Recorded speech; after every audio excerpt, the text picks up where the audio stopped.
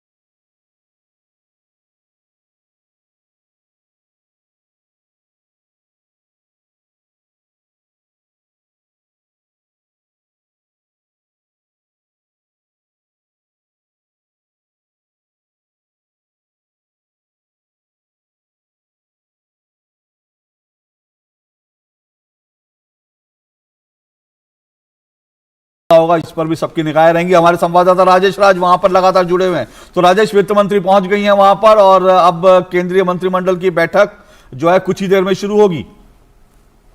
तो इंतजार की घड़ियां जो है वो खत्म हो गई हैं और पूरे देश भर के लोगों के इंतजार की घड़ियां जो है वो शुरू हो गई हैं कि जब वित्त मंत्री निर्मला सीतारमण संसद में 11 बजे जब आम बजट पेश करेंगी तो क्या कुछ विचारा जो है वो। जो मंत्रिमंडल के सदस्य हैं वो पहुंचना शुरू हो चुके हैं या पहुंच गए हैं? ओपी, अगर शैलेंद्र आप शुरू करें उससे पहले ये आप बता दें कि ये देखिए, आप देख रहे हैं कि इस वक्त जो है तमाम केंद्रीय मंत्री ज्योतिरादित्य सिंधिया आपसे कुछ देर पहले दिखाई दिए थे, हरदीप सिंह पुरी मेरे ख्याल से दिखाई दे रहे हैं। तो सभी जो मंत्री हैं वो वहां पहुंचने शुरू हो गए हैं। उनका फोन जो है वहां पर जमा किया जा रहा है, क्योंकि जो मंत्रिमंडल की बैठक में और किशन रेड्डी भी आपको दिख रहे हैं। जी शैलेंद्र, तो लगातार अब सब मंत्री वहां पे पहुंचने शुरू हो गए? बिल्कुल, हम देख रहे हैं तमाम जो केंद्रीय मंत्री हैं वो कैबिनेट की बैठक के लिए यहाँ पर पहुँच रहे हैं। वित्त मंत्री निर्मला सीतारमण भी कैबिनेट की बैठक के लिए यहाँ पर पहुँच गई हैं और अब से थोड़ी देर बाद जब प्रधानमंत्री नरेंद्र मोदी यहाँ पर पहुँचेंगे तब कैबिनेट की बैठक शुरू हो जाएगी। हम जानते हैं कि कैबिनेट में बजट को मंजूरी दी जाती है और आपने जैसा जिक्र भी किया कि एक जो गोपनीयता जो बरती जाती है, जो तमाम केंद्रीय मंत्री हैं उनके फ़ोन भी बाहर जमा होते हैं। तो ये एक तरह से देखें एक परंपरा रही है और ये कमरा नंबर 62 है पहले तल पर संसद भवन परिसर में, जहां पर कैबिनेट की बैठक अब से थोड़ी देर बाद शुरू होगी।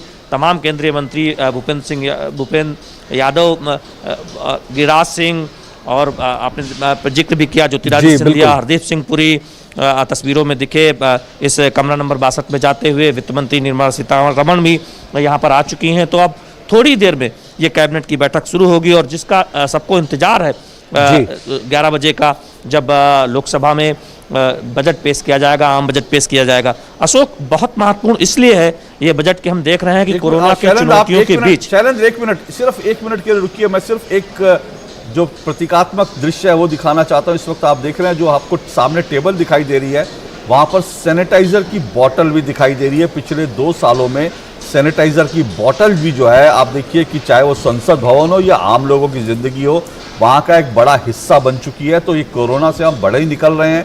मास्क आपको दिख रहे हैं, सैनिटाइजर आपको दिख रहे हैं, लेकिन साथ साथ इस बजट पर भी जो है कोरोना का असर जो है पिछले 2 सालों से हम देख रहे हैं। लेकिन अब जबकि ये कहा जा रहा है कि हम कोरोना से बाहर आ रहे हैं, तो देखना ये बड़ा दिलचस्प होगा कि बजट कोरोना की जो बंदिशें हैं उनको तोड़ करके किस तरह से खुले आसमान में भारत की अर्थव्यवस्था के साथ उड़ने के लिए तैयार है। बिल्कुल अशोक, लेकिन इसके साथ साथ ये भी है सूचना शैलेंद्र कि आज जो है ये लोकसभा की कार्रवाई 11 बजे शुरू हो रही है, लेकिन इस बार जो संसद की पूरी कार्रवाई है, दोनों सदनों के अलग अलग समय रखे गए हैं ताकि जो कोरोना के प्रोटोकॉल है उसका पालन हो सके। रक्षा मंत्री राजनाथ सिंह वहां पहुंच गए हैं। जी शैलेंद्र।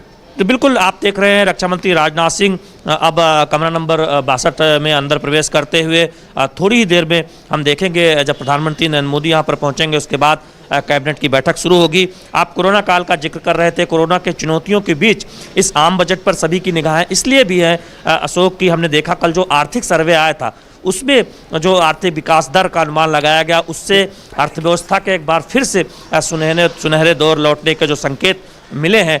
कोविड पूर्व की जो हालात हैं अर्थव्यवस्था की गति को लेकर वो बहाल हो रही है। तो ऐसे में उम्मीदें बहुत है। कितना स्पेस है वित्त मंत्री के पास तमाम सेक्टर्स को मदद देने का, प्रोत्साहन देने का। एक बार फिर से शैलेंद्र, आपको रोक रहा हूं, एक बार फिर से वो तस्वीरें, जिस तस्वीरों को हमने आपको दिखाया था, और ये पहले की तस्वीरें, कुछ देर पहले की तस्वीरें जब वित्त मंत्री संसद भवन में प्रवेश करते हुए, स्वास्थ्य मंत्री अंदर जाते हुए, और बहुत निगाहें हैं। आयुष्मान भारत जो एक बहुत बड़ी योजना है, हम जानते हैं कि हेल्थ केयर सेक्टर में सरकार का बहुत फोकस रहा है और एक आमूल-चूल बदलाव के दौर से ये सेक्टर गुजर रहा है। सरकार जिस तरह से प्रोत्साहन दे रही है, नए नए मेडिकल कॉलेज खुल रहे हैं, गरीबों को मुफ्त इलाज की सुविधा मिली है। तो ऐसे में दुनिया की सबसे बड़ी योजना जो स्वास्थ्य सेक्टर की जो लागू की गई है, तो निश्चित तौर पर हेल्थ केयर सेक्टर पर भी जोर रह सकता है बजट में।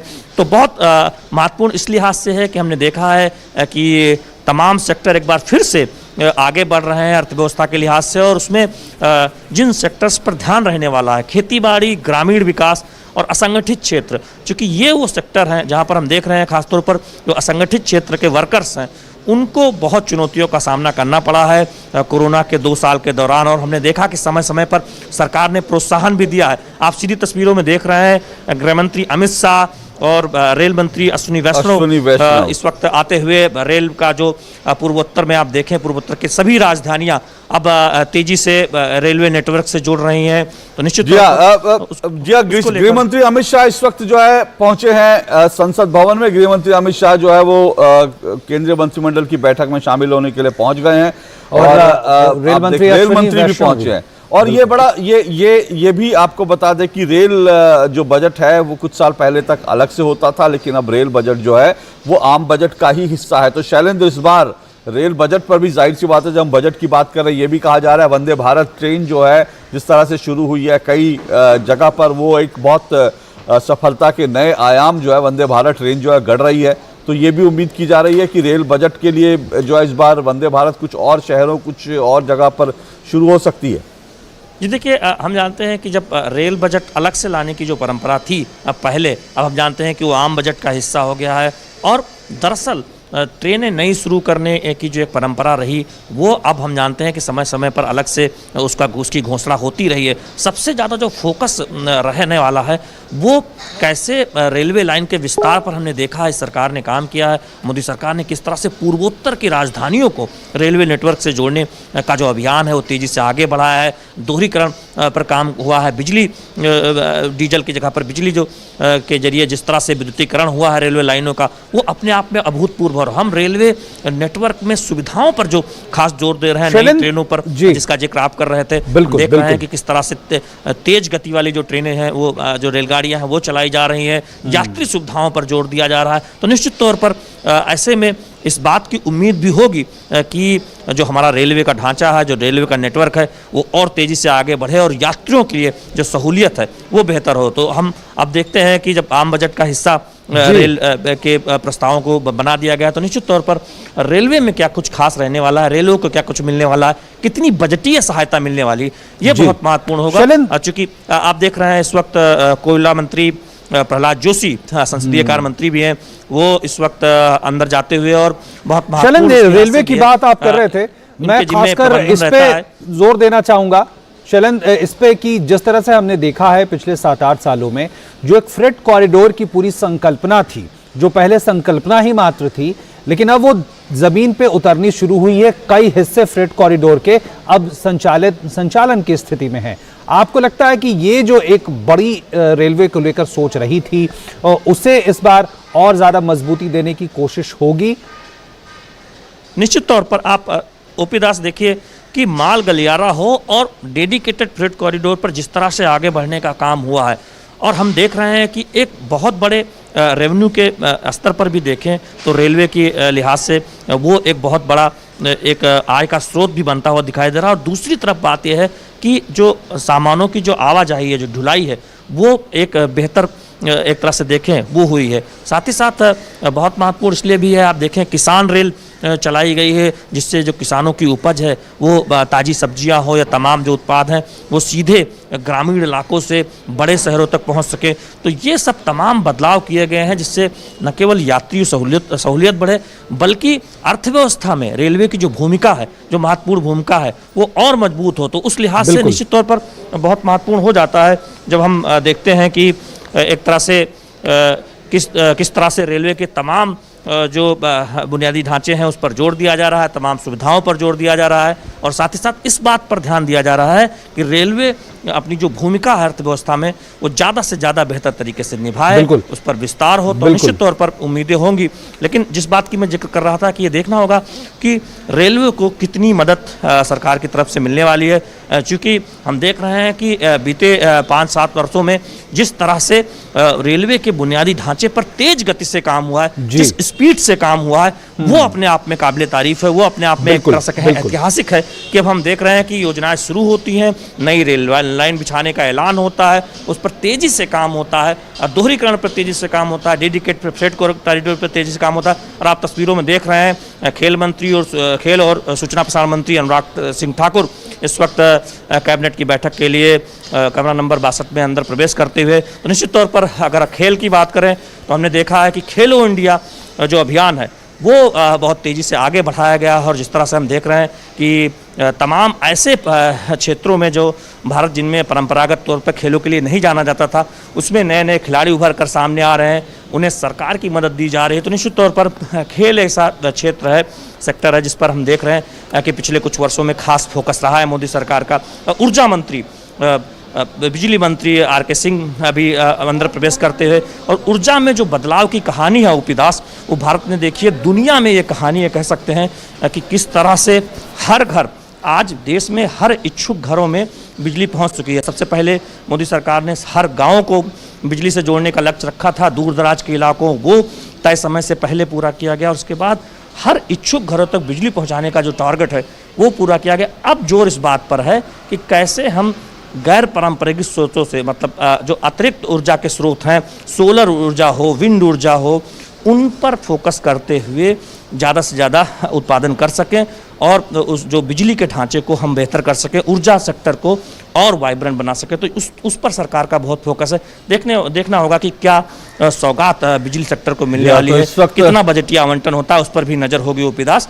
तो निश्चित तौर पर उस लिहाज से देखें तो बिजली सेक्टर भी बहुत, और जिस तरह की हलचल वहाँ दिख रही है, लग रहा है कि प्रधानमंत्री जो है पहुंच रहे हैं वहां पर जल्दी। प्रधानमंत्री की बस जो है प्रतीक्षा है। प्रधानमंत्री के पहुंचते ही जो है संसद भवन के अंदर कमरा नंबर 62 में केंद्रीय मंत्रिमंडल की बैठक होगी। बजट पेश करने से पहले जो एक आखिरी प्रक्रिया होती है, बजट को पेश करने की जो प्रक्रिया होती है, उसका जो अंतिम चरण होता है वो ये केंद्रीय मंत्रिमंडल की बैठक होती है। और हलचल बढ़ गई है, आप दृश्य में देख रहे हैं। प्रधानमंत्री लगभग ऐसा लग रहा है कि बिल्कुल प्रधानमंत्री वहां पर पहुंच चुके हैं और प्रधानमंत्री के पहुंचने का इंतजार हो रहा था। आप देख रहे हैं ये दृश्य सिर्फ और सिर्फ डीडी न्यूज पर बजट से जुड़े हर दृश्य और बजट से जुड़ी हर बड़ी खबर। प्रधानमंत्री नरेंद्र मोदी वहां पर पहुंच गए हैं। केंद्रीय बजट के लिए जो मंत्रिमंडल की बैठक हो रही है उसके लिए प्रधानमंत्री नरेंद्र मोदी संसद भवन पहुंच गए हैं। ये आप दृश्य देख रहे हैं। प्रधानमंत्री नरेंद्र मोदी डॉक्टर जितेंद्र सिंह के साथ इस वक्त कमरा नंबर 62 की तरफ जो है जहां पर बैठक होनी है वहां पर प्रधानमंत्री आगे बढ़ते हुए। तो इस वक्त की बड़ी खबर, प्रधानमंत्री संसद भवन पहुंचे केंद्रीय मंत्रिमंडल की बैठक में हिस्सा लेने के लिए। तो आप देखें कि जो नरेंद्र मोदी की सरकार है, साल 2014 के बाद से अब तक ये 10वां बजट है और इस तमाम बजट में आप एक पूरी प्रक्रिया देख सकते हैं। दूसरे कार्यकाल का चौथा बजट है, इसमें भी एक पूरी प्रक्रिया देख सकते हैं। वो प्रक्रिया यह है कि कैसे समाज के हर तबके तक जरूरी संसाधन पहुंचे। अभी लगातार हमारे संवाददाता बता रहे थे, चाहे बिजली की बात हो, रेलवे की बात हो और एक जो सामाजिक क्षेत्र की जो तमाम पहल हैं उसकी भी बात है।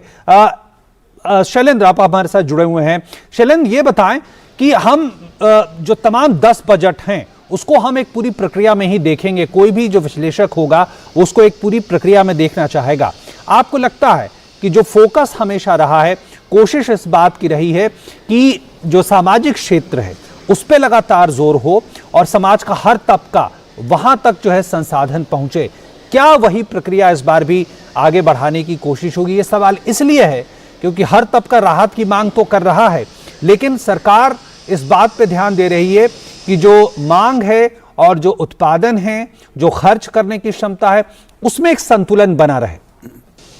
जी देखिए ओपी दास, दो अहम बातें हैं। पहली बात यह है कि हर सेक्टर को राहत मिले, उसके लिए संसाधन जुटाना जरूरी है। जब आय होगी तभी उसे कल्याणकारी योजनाओं में लगाया जा सकेगा। तो सरकार उस दिशा में भी आगे बढ़ती हुई दिखाई दे रही है। हम जानते हैं कि विनिवेश एक तरह से देखें किस तरह से उस पर एक सफलता मिली है और आगे सरकार बढ़ी है। और दूसरी बात यह है कि जीएसटी कलेक्शन आप देखें रिकॉर्ड स्तर पर पहुंचा है। जो अर्थव्यवस्था कोविड पूर्व की हालात की तरफ बढ़ रही, यानी अब अर्थव्यवस्था तेज रफ्तार से आगे बढ़ने को तैयार है। आर्थिक सर्वे ने भी इसके स्पष्ट संकेत दिए हैं। तो ऐसे में वो स्पेस बन रहा है, लेकिन वो क्या स्पेस इतना ज़्यादा है कि कल्याणकारी योजनाओं में बहुत बढ़ोतरी हो पाएगी, ये देखने वाली बात होगी। चूंकि मोदी सरकार की तो तमाम योजनाएं हैं, चाहे सभी को आवास देना हो, सभी घरों तक पानी पहुंचाना हो, पीने का पानी पाइप के जरिए, वो एक बहुत महत्वाकांक्षी योजना है जो अभी शुरुआती चरण में है। बाकी बिजली सभी घरों में पहुंच चुकी है, सभी गाँव में बिजली लग चुकी है,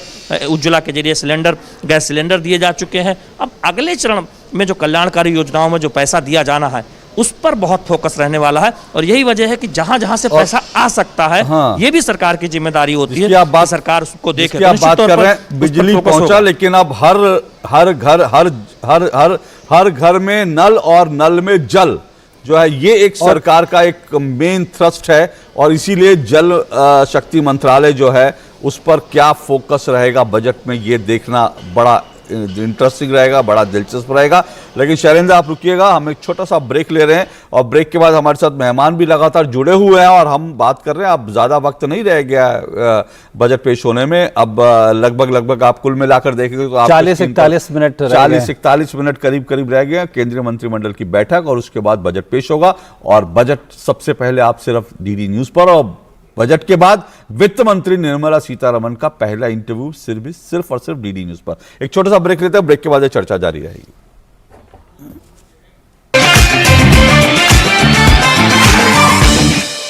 Realize your dreams with Canara Bank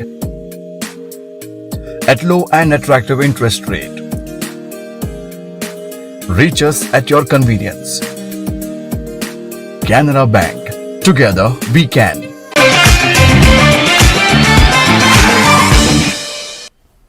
अब ब्रेक के बाद एक बार फिर से आपका स्वागत। बजट 2022 और अब बस 40 मिनट का इंतजार है जब लोकसभा में वित्त मंत्री बजट पेश करेंगे। हमारे साथ हमारे विशेषज्ञ भी जुड़े हुए हैं। शिशिर सिन्हा जी जुड़े हुए हैं, अजय सहाय जी जुड़े हुए हैं। शिशिर जी, मैं एक छोटी सी टिप्पणी आपसे चाहूंगा जो मैं अश्विनी महाजन जी अब जुड़ गए हमारे साथ। अश्विनी महाजन जी अब जुड़ गए हमारे साथ। अश्विनी महाजन जी की पहली टिप्पणी ले ले, क्योंकि अश्विनी महाजन जी का मैं लेख भी पढ़ रहा था, वो रोजगार की बात भी कर रहे थे कि क्योंकि रोजगार एक बड़ा फोकस है जो है अर्थव्यवस्था में आगे बढ़ने के लिए, ये तमाम चीजें। अश्विनी महाजन जी, आपकी पहली टिप्पणी, क्या उम्मीद कर रहे हैं आप आज के बजट से? देखिए, एक अच्छी खबर तो यह है कि पिछले 4 महीने से लगातार जीएसटी कलेक्शन 1.3 लाख करोड़ से ज्यादा हो रहा है। और दूसरी अच्छी खबर यह है कि करंट ईयर में जो डायरेक्ट टैक्स कलेक्शन है वो पिछले साल की तुलना में 60% ज्यादा है। तो सरकार ने बिना आमदनी के भी खर्च किया है, लेकिन अब इस बार एक अच्छे संकेतों के साथ अगला फिस्कल ईयर शुरू करेंगे। इसलिए उम्मीद की जा सकती है कि सरकार कुछ बड़े खर्च भी ऐलान कर सकती है और कुछ राहतें भी दे सकती है। खास तौर पर मुझे लगता है कि रोजगार के मुद्दे पर और आत्मनिर्भरता के मुद्दे पर सरकार जरूर एक बड़ी कोई घोषणाएं करेगी। जैसा कि आपने कहा और इससे हम बात लगातार भी कर रहे हैं कि सरकार के पास संसाधन आते हुए दिख रहे हैं। आंकड़ा ये भी बताता है कि जो पिछली बार बजट में प्रावधान किए गए थे तमाम खर्चों के, उसमें से करीब 60% के आसपास ही खर्च हुआ है। यानी चुनौती क्या इस बार यही रहेगी कि खर्च किए जाएं, लेकिन कहां किए जाएं और कैसे किए जाएं?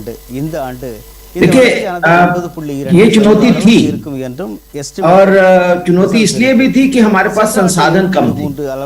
लेकिन अभी 2 महीने का समय है हमारे पास, उसमें भी खर्च होगा और क्योंकि फिस्कल स्पेस भी होना जरूरी है।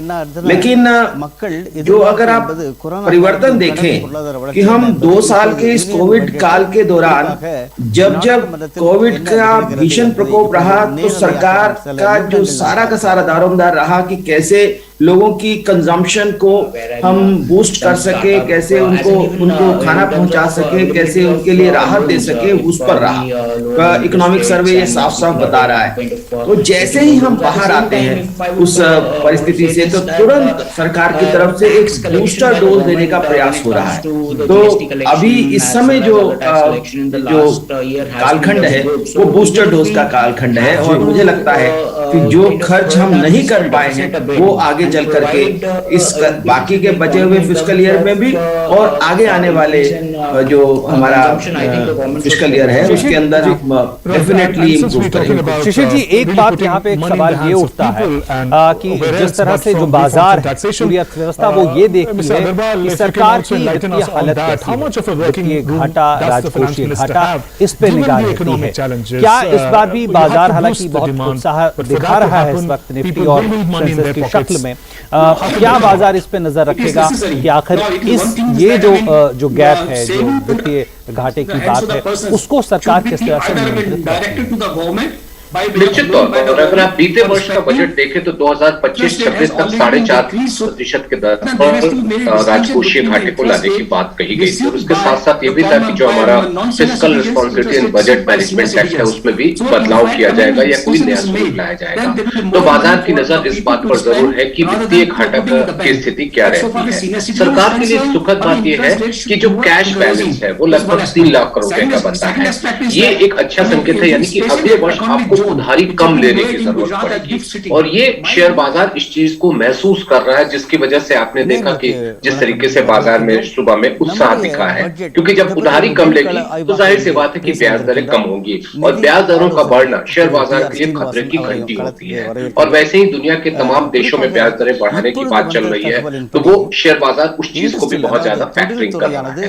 दूसरी बात यह है कि अगर हम अगले वर्ष की बात करें, 2022-23 की बात करें, तो ये आम चुनाव के ठीक पहले का एक ऐसा वर्ष है जिसमें आप बड़े पैमाने पर, जिसको हम लोग कहते हैं कि फिस्कल कंसोलिडेशन, मैं कंप्रेशन की बात नहीं कर रहा हूं, खर्च में कमी करने की बात नहीं कर रहा हूं, लेकिन एक बार फिर मैं शब्द इस्तेमाल कर रहा हूं कि जो संसाधन है उनकी प्राथमिकताओं को आप नए सिरे से तय करके बड़े खर्च की आप बात कर सकते हैं, खासतौर पर बुनियादी क्षेत्र में, खासतौर पर कैपिटल एक्सपेंडिचर में।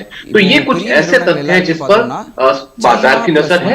फिस्कल डेफिसिट का टारगेट क्या होता है, 6%, 6.25%, और आगे का रोड मैप, अगले 4 साल का रोड मैप क्या होता है, उस पर नजर होगी। तो ये कुछ ऐसे तथ्य हैं जिसकी वजह से बाजार में आप जिस तरह की गतिविधि देख रहे हैं वो इन्हीं तथ्यों की वजह से आप देख रहे हैं। तो लगातार हम बजट पर बात कर रहे हैं, लेकिन शिशिर सिन्हा जी थोड़ा रुकेंगे, हम दूसरे शिशिर जी के पास चलते हैं। हमारे संवाददाता मुंबई में शिशिर जो है वो वहां पर है और उनके साथ जो है कुछ मेहमान भी है। प्री बजट जो आर्थिक राजधानी है मुंबई, वहां से क्या आ रहे हैं शिशिर? Over to you.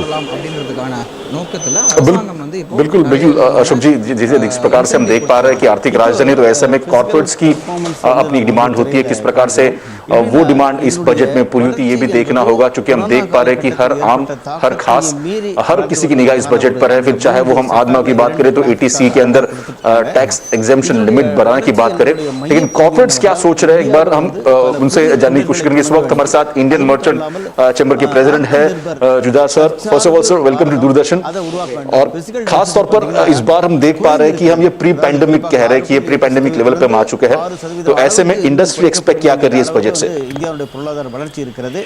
इंडस्ट्री ये एक्सपेक्ट कर रही है कि गवर्नमेंट एक्सपेंडिचर ज़्यादा हो, प्राइवेट एक्सपेंडिचर ज़्यादा हो, और कंजम्पशन एक्सपेंडिचर, ये ब्रॉड चीज़ है। ये सब ज़्यादा होगा तो पूरी इकोनॉमी और ज़्यादा बढ़ेगी, अनएम्प्लॉयमेंट कम हो जाएगा। खासकर आज इन्फ्लेशन इतना ज़्यादा है इकोनॉमी के अंदर, तो अनएम्प्लॉयमेंट को ज़्यादातर ध्यान देना चाहिए। और दूसरा ये है कि ईज ऑफ डूइंग बिजनेस, मैं हमेशा कहता हूँ कि ease of doing business, compliance cost, transaction cost, और जो भी कॉन्टैक्ट पॉइंट्स है गवर्नमेंट के साथ वो कम किया जाए। इंडस्ट्री अगर देखा जाए कई सारे प्रावधान भी सरकार ने किए, चाहे हम बात करें इनकम टैक्स फाइलिंग में, अगर देखा जाए फेसलेस फाइलिंग की बात इस वक्त सरकार कर रही है, तो ऐसे में ये भी एक आपके सुझाव रहेंगे? तो जो फेसलेस किया है वो बहुत अच्छा किया है इनकम टैक्स में। तो दूसरी भी जगह पे जो गवर्नमेंट के साथ ताल्लुक रहते हैं वो भी क्यों फेसलेस नहीं किया जाए? लाइसेंस रहते हैं, रजिस्ट्रेशन रहते हैं इंडस्ट्री वाइज, वो भी फेसलेस किया जाए। तो टच पॉइंट गवर्नमेंट के साथ कम रहेगा तो इजी रहेगा, टाइम बाउंड रहेगा और ट्रांसपेरेंट रहेगा। तो जब ये सब चीज होगा तो पूरे कॉस्ट, इकोनॉमी का जो कॉस्ट है, अननेसेसरी अनप्रोडक्टिव कॉस्ट है, वो कम हो जाएगा और पूरी इकोनॉमी 5-10 साल में कंपैरेटिव हो जाएगी। और टैक्स रेट्स भी बिल्कुल रैशनलाइज करना चाहिए। कॉर्पोरेट टैक्स किया हुआ है 25%, निर्मला जी ने वो बहुत अच्छा किया, नो एग्जेम्पशन। पर्सनल टैक्स भी 42% से 25% किया जाए, एग्जेम्पशन रिमूव किया जाए, और जो भी स्लैब्स है वो रैशनलाइज करके एग्जेम्पशन निकाल के तो फाइलिंग ईजी रहेगा, सरल रहेगा और खर्चा भी नहीं होगा। और ज्यादातर लोग फाइल करेंगे, समझेंगे। अभी क्या है, फाइलिंग करेंगे तो 4% एजुकेशन सेस लगाया है, वो कैलकुलेशन में आता है। तो ये सब चीज निकाल दे और जो भी स्लैब रखना है वो रखिए आप, और वहां से किसको एजुकेशन में देना है, हेल्थ में देना है, वो आप गवर्नमेंट का काम है। इसमें ये भी कई जगह जिस हम बात करते हैं कि जिस प्रकार से अलग अलग सेक्टर्स हैं और अलग अलग सेक्टर्स की अलग डिमांड्स होती है, क्योंकि इस बार अगर देखा जाए स्वयं इंडस्ट्री को रिप्रेजेंट करते हैं, तो ऐसे कौन से सेक्टर्स होंगे जहां पर ध्यान देने की जरूरत होगी? सेक्टर्स वेरी क्लियरली एग्रीकल्चर है, सेकंड है MSME और स्मॉल स्केल सेक्टर, जो ज्यादा में ज्यादा एम्प्लॉयमेंट एग्रीकल्चर में होता है, ज्यादा में ज्यादा एम्प्लॉयमेंट MSME और SME में होता है। ये दो सेक्टर को, और सर्विस सेक्टर है, ये 3 सेक्टर को बराबर ध्यान देना चाहिए गवर्नमेंट को। एम्प्लॉय मुन्नेற்ற பாதையில் செல்லும் போது இப்ப நம்மளுடைய கேள்வி என்னன்னா, இன்னும் சற்று நேரத்தில் துவங்க இருக்கின்ற பட்ஜெட்டில் என்ன நம்ம அடுத்தது எதிர்பார்க்கலாம்? ஒரு நம்ம நாடு பயங்கர ஒரு வேகமான பாதையில் இருக்கும் பொழுது கட்டமைப்பு தான் இப்போ நம்மளே பார்த்தோம். இந்த அரசாங்கம் மத்திய அரசு வந்து கட்டமைப்பில் பயங்கரமாக கான்சன்ட்ரேட் பண்ணியிருக்காங்க. இன்ஃபேக்ட் இந்த ஆத்ம நிர்பர் சமயத்தில் கூட போன வருஷம் கூட அரசாங்கம் பார்த்திங்கன்னா இந்த புலம்பெயர் தொழிலாளர்கள் அனைவர்களுக்கும் அவங்க கிராமத்தில் இருக்கக்கூடிய கட்டமைப்புகள் சம்மந்தப்பட்ட விஷயங்களில் நிறைய இம்ப்ளிமெண்ட் பண்ணியிருக்காங்க. ஸோ கட்டமைப்பு இன்ஃப்ராஸ்ட்ரக்சர் சம்மந்தமாக கண்டிப்பாக அரசாங்கத்தில் இன்னும் கூட தொழில் துவங்குறதுக்கான முன்னேற்பாடுகள், அதற்கான இன்சென்டிவ்ஸ் அரசாங்கம் நிறைய கொடுக்கறதுக்கான வாய்ப்புகள் இருக்குது. முதல். இரண்டாவது அக்ரிகல்ச்சர், விவசாயம் அப்படின்னு பார்த்தோன்னா இந்த கொரோனா தொற்று காலத்தை தாண்டி விவசாயம் வந்து ஒரு அபரிதமான ஒரு வளர்ச்சி இந்தியாவில் பெற்றிருக்கு. அண்டு இந்த ஜிஎஸ்டி கலெக்ஷன் நம்ம நேற்றுக்கு பார்த்தோம். நேற்று அரசாங்கம் அனௌன்ஸ் பண்ணியிருக்காங்க டேட்டாவை 1.38 லட்சம் கோடின்னு சொல்லியிருக்காங்க. இதில் முக்கியமான விஷயம் விவசாயத்துக்கு ஜிஎஸ்டி கிடையாது. ஸோ விவசாயத்தினுடைய வளர்ச்சி வந்து ஜிஎஸ்டியில் தெரியவே தெரியாது. அதையும் தாண்டியே வளர்ச்சி ஓரளவு இருக்குது. அதையும் தாண்டி விவசாயம் அப்படின்றது அதில் இருக்கக்கூடிய டெக்னாலஜி. இப்போ மக்கள் வந்து இப்போ நாங்களே பார்த்தோன்னா நிறைய யங்ஸ்டர்ஸ் வந்து இப்போ விவசாயம் சார்ந்த தொழில்களை எப்படி நாம் வந்து ஆரம்பிக்கலாம் அப்படின்றதுல நிறைய முனைப்போடு இருக்காங்க. அது சம்மந்தமான அக்ரிகல்ச்சரல் டெக்னாலஜியில் பட்ஜெட் அலோகேஷன் வரதுக்கான வாய்ப்புகள் அதிகமாக இருக்கிறது. 2. மூணாவது, இந்தியாவுடைய கடைசி ஒரு 1.5 வருஷமாக ஏற்றுமதி அப்படின்றது பயங்கர வளர்ச்சி பெற்றிருக்கிறது. முக்கியமாக வந்து உணவுப் பொருள் சம்மந்தப்பட்ட ஏற்றுமதிகள் வந்து ரொம்ப அதிகமாகவே வரவேற்பு பெற்றிருக்கு இந்தியாவுடைய பொருட்களுக்கு உலகம் முழுவதுமாக. அதனால் வந்து ஏற்றுமதி சம்மந்தப்பட்ட அரசாங்கம் இப்போ போன வருஷத்தில் கிட்டத்தட்ட ஒரு 45,000 கோடி வந்து ஏற்றுமதிக்காக ஒதுக்கி வச்சுருந்தாங்க. இந்த வருஷம் வந்து கண்டிப்பாக ஏற்றுமதிக்கான வெகுமதிகள் இன்சென்டிவ் வந்து 45,000லேருந்து இன்னும் கண்டிப்பாகவே அதிகமாகும் அப்படின்றத எதிர்பார்ப்பு அதிகமாகவே இருக்குது. இது 3 வந்து அரசாங்கம் இந்த பட்ஜெட்டில் கண்டிப்பாக ஃபோக்கஸ் பண்ணுவாங்கன்றது உறுதி. இதையும் தாண்டி இப்போது லேபர் லா நம்ம இந்தியாவில் வந்து இந்த தொழிலாளிகள் சம்மந்தப்பட்ட சட்டத்திட்டங்கள் திருத்தங்கள் வந்து நிறைய இப்போ கொண்டு வந்துட்டாங்க. முன்னாடியெல்லாம் வந்து கிட்டத்தட்ட ஒரு 48 சட்டங்கள் இருந்ததை இப்போ எல்லாத்தையும் குறுகி ஒரு 4-5 சட்டமாக கொண்டு வந்துட்டாங்க. ஸோ இதை வந்து எப்படி வந்து அனைத்து மாநிலங்களுக்கும் எடுத்துகிட்டு போய் இப்போ என்ன எடுத்துன்னா ஒரு மாநிலத்துக்கும் இன்னொரு மாநிலத்துக்கும் ஒரு காம்படிஷன் மாதிரி அரசாங்கமே கிரியேட் பண்ணி வச்சுருக்காங்க. அது இன்னவே ஒரு வரவேற்கத்தக்கது. எல்லாருமே வந்து போட்டி போட்டு நான் முதல்ல வரணும் அப்படின்ற ஒரு குறிக்கோளில் ஒர்க் பண்ணிகிட்ருக்காங்க. இதுக்கான அடித்தளம் இந்த லேபர் லா சம்மந்தப்பட்ட கொஞ்சம் வழிமுறைகள்லாம் இன்னும் கொஞ்சம் வந்து இந்த பட்ஜெட்டில் நம்ம எதிர்பார்க்கறதுக்கான சான்சஸ் இருக்குது. கண்டிப்பாக. இப்போ பொதுவாக மக்களிடம் ஒரு கேள்வி எல்லா பட்ஜெட்லையும் என்னென்னா வருமான வரித்துறை. அதுதான் வருமான வரி, அதில் மாற்றங்கள் இருக்குமா, அதில் என்ன எதிர்பார்க்கலாம் அப்படின்ட்டு. ஏன்னா சில பேர் வந்து இந்த 2.5 லட்சத்துலேருந்து 3 லட்சமாக மாறக்கூடிய வாய்ப்பு இருக்குது அப்படின்ற மாதிரி ஒரு ஏஷியம் இருக்குது. உங்களுடைய பார்வை ஒரு நிதி ஆலோசகர் என்ற முறையில் வருமான வரி அப்படின்றது இந்தியாவிலேயே வருமான வரி நிறைய கான்ட்ரிபியூட் பண்ணுறது சேலரிடு மக்கள் அப்படின்றது எல்லாருக்கும் தெரிஞ்ச விஷயந்தான். அரசாங்கமே வந்து போன வருடம் வந்து 2 வருடமாக ஒரு திட்டத்தை மாற்றிட்டாங்க. நமக்கு நிறைய விலக்குகள்லாம் கொடுத்து அதிகமான வரி வச்சுருந்தாங்க. விலக்குகள் இல்லாமல் கம்மியான வரி அப்படின்ற ஒரு நோக்கத்தில் வந்துட்டாங்க. இதுதான் வந்து அரசாங்கத்தினுடைய கண்ணோட்டமாக இருக்கிறது. ஸோ போக போக என்ன ஆகும்னா உங்களுடைய விலக்குகள் எக்ஸம்ஷன்ஸ்லாம் கண்டிப்பாக கம்மி தான் ஆகும். ஆனால் கண்டிப்பாக ஸ்லாப் ஏறதுக்கான வாய்ப்புகள் அதிகமாகவே இருக்கிறது. இப்போது ஏன்னா 2.5 லட்சம் அப்படின்றது அதிகமாகிறதுக்கான வாய்ப்புகள் இருக்கிறது. ஏன்னா அரசாங்கமும் வந்து சேமிப்பு வந்து மக்கள்கிட்ட அதிகமாகணும் அப்படின்ற ஒரு கண்ணோட்டம் இருக்கிறது. இந்தியா தான் வந்து உலக நாடுகள்லேயே அதிகமாக சேமிப்பு பண்ணக்கூடிய நாடுகளில் இந்தியா முதல்ல இருக்கிறது. அதுக்கான திட்டங்கள் நிறைய இருக்கிறது. அதனால் வந்து வருமான வரி ஸ்லாப் மாற்றுவாங்களான்றது அவங்களுக்கு இப்படி தான் தெரியும். ஆனால் அட்லீஸ்ட் ரேட் வந்து கண்டிப்பாக மாறக்கூடிய சான்சஸ் இருக்கிறது. ஏன்னா அரசாங்கத்துடைய நோக்கம் ரேட்டை கம்மி பண்ணலாமே தவிர பட் மக்களை வந்து வருமான வரி அந்த வரம்புக்குள்ளே கொண்டு வரதுக்கான வாய்ப்புகள் அதிகமாக தான் இருக்கிறது. குறிப்பாக இந்த ஸ்டார்ட் அப்ஸ். ஆமாம், ஸ்டார்ட் அப்ஸ் வந்து இந்தியாவில் அதிகமாக இப்போ ஏன்னா ஏப்ரல் 2019 டிசம்பர் 2021 இதுவரையும் எடுத்திங்கன்னா டெல்லியில் மட்டுமே 5100 start ups, small start ups, பெங்களூரில் 4500 வந்திருக்கு.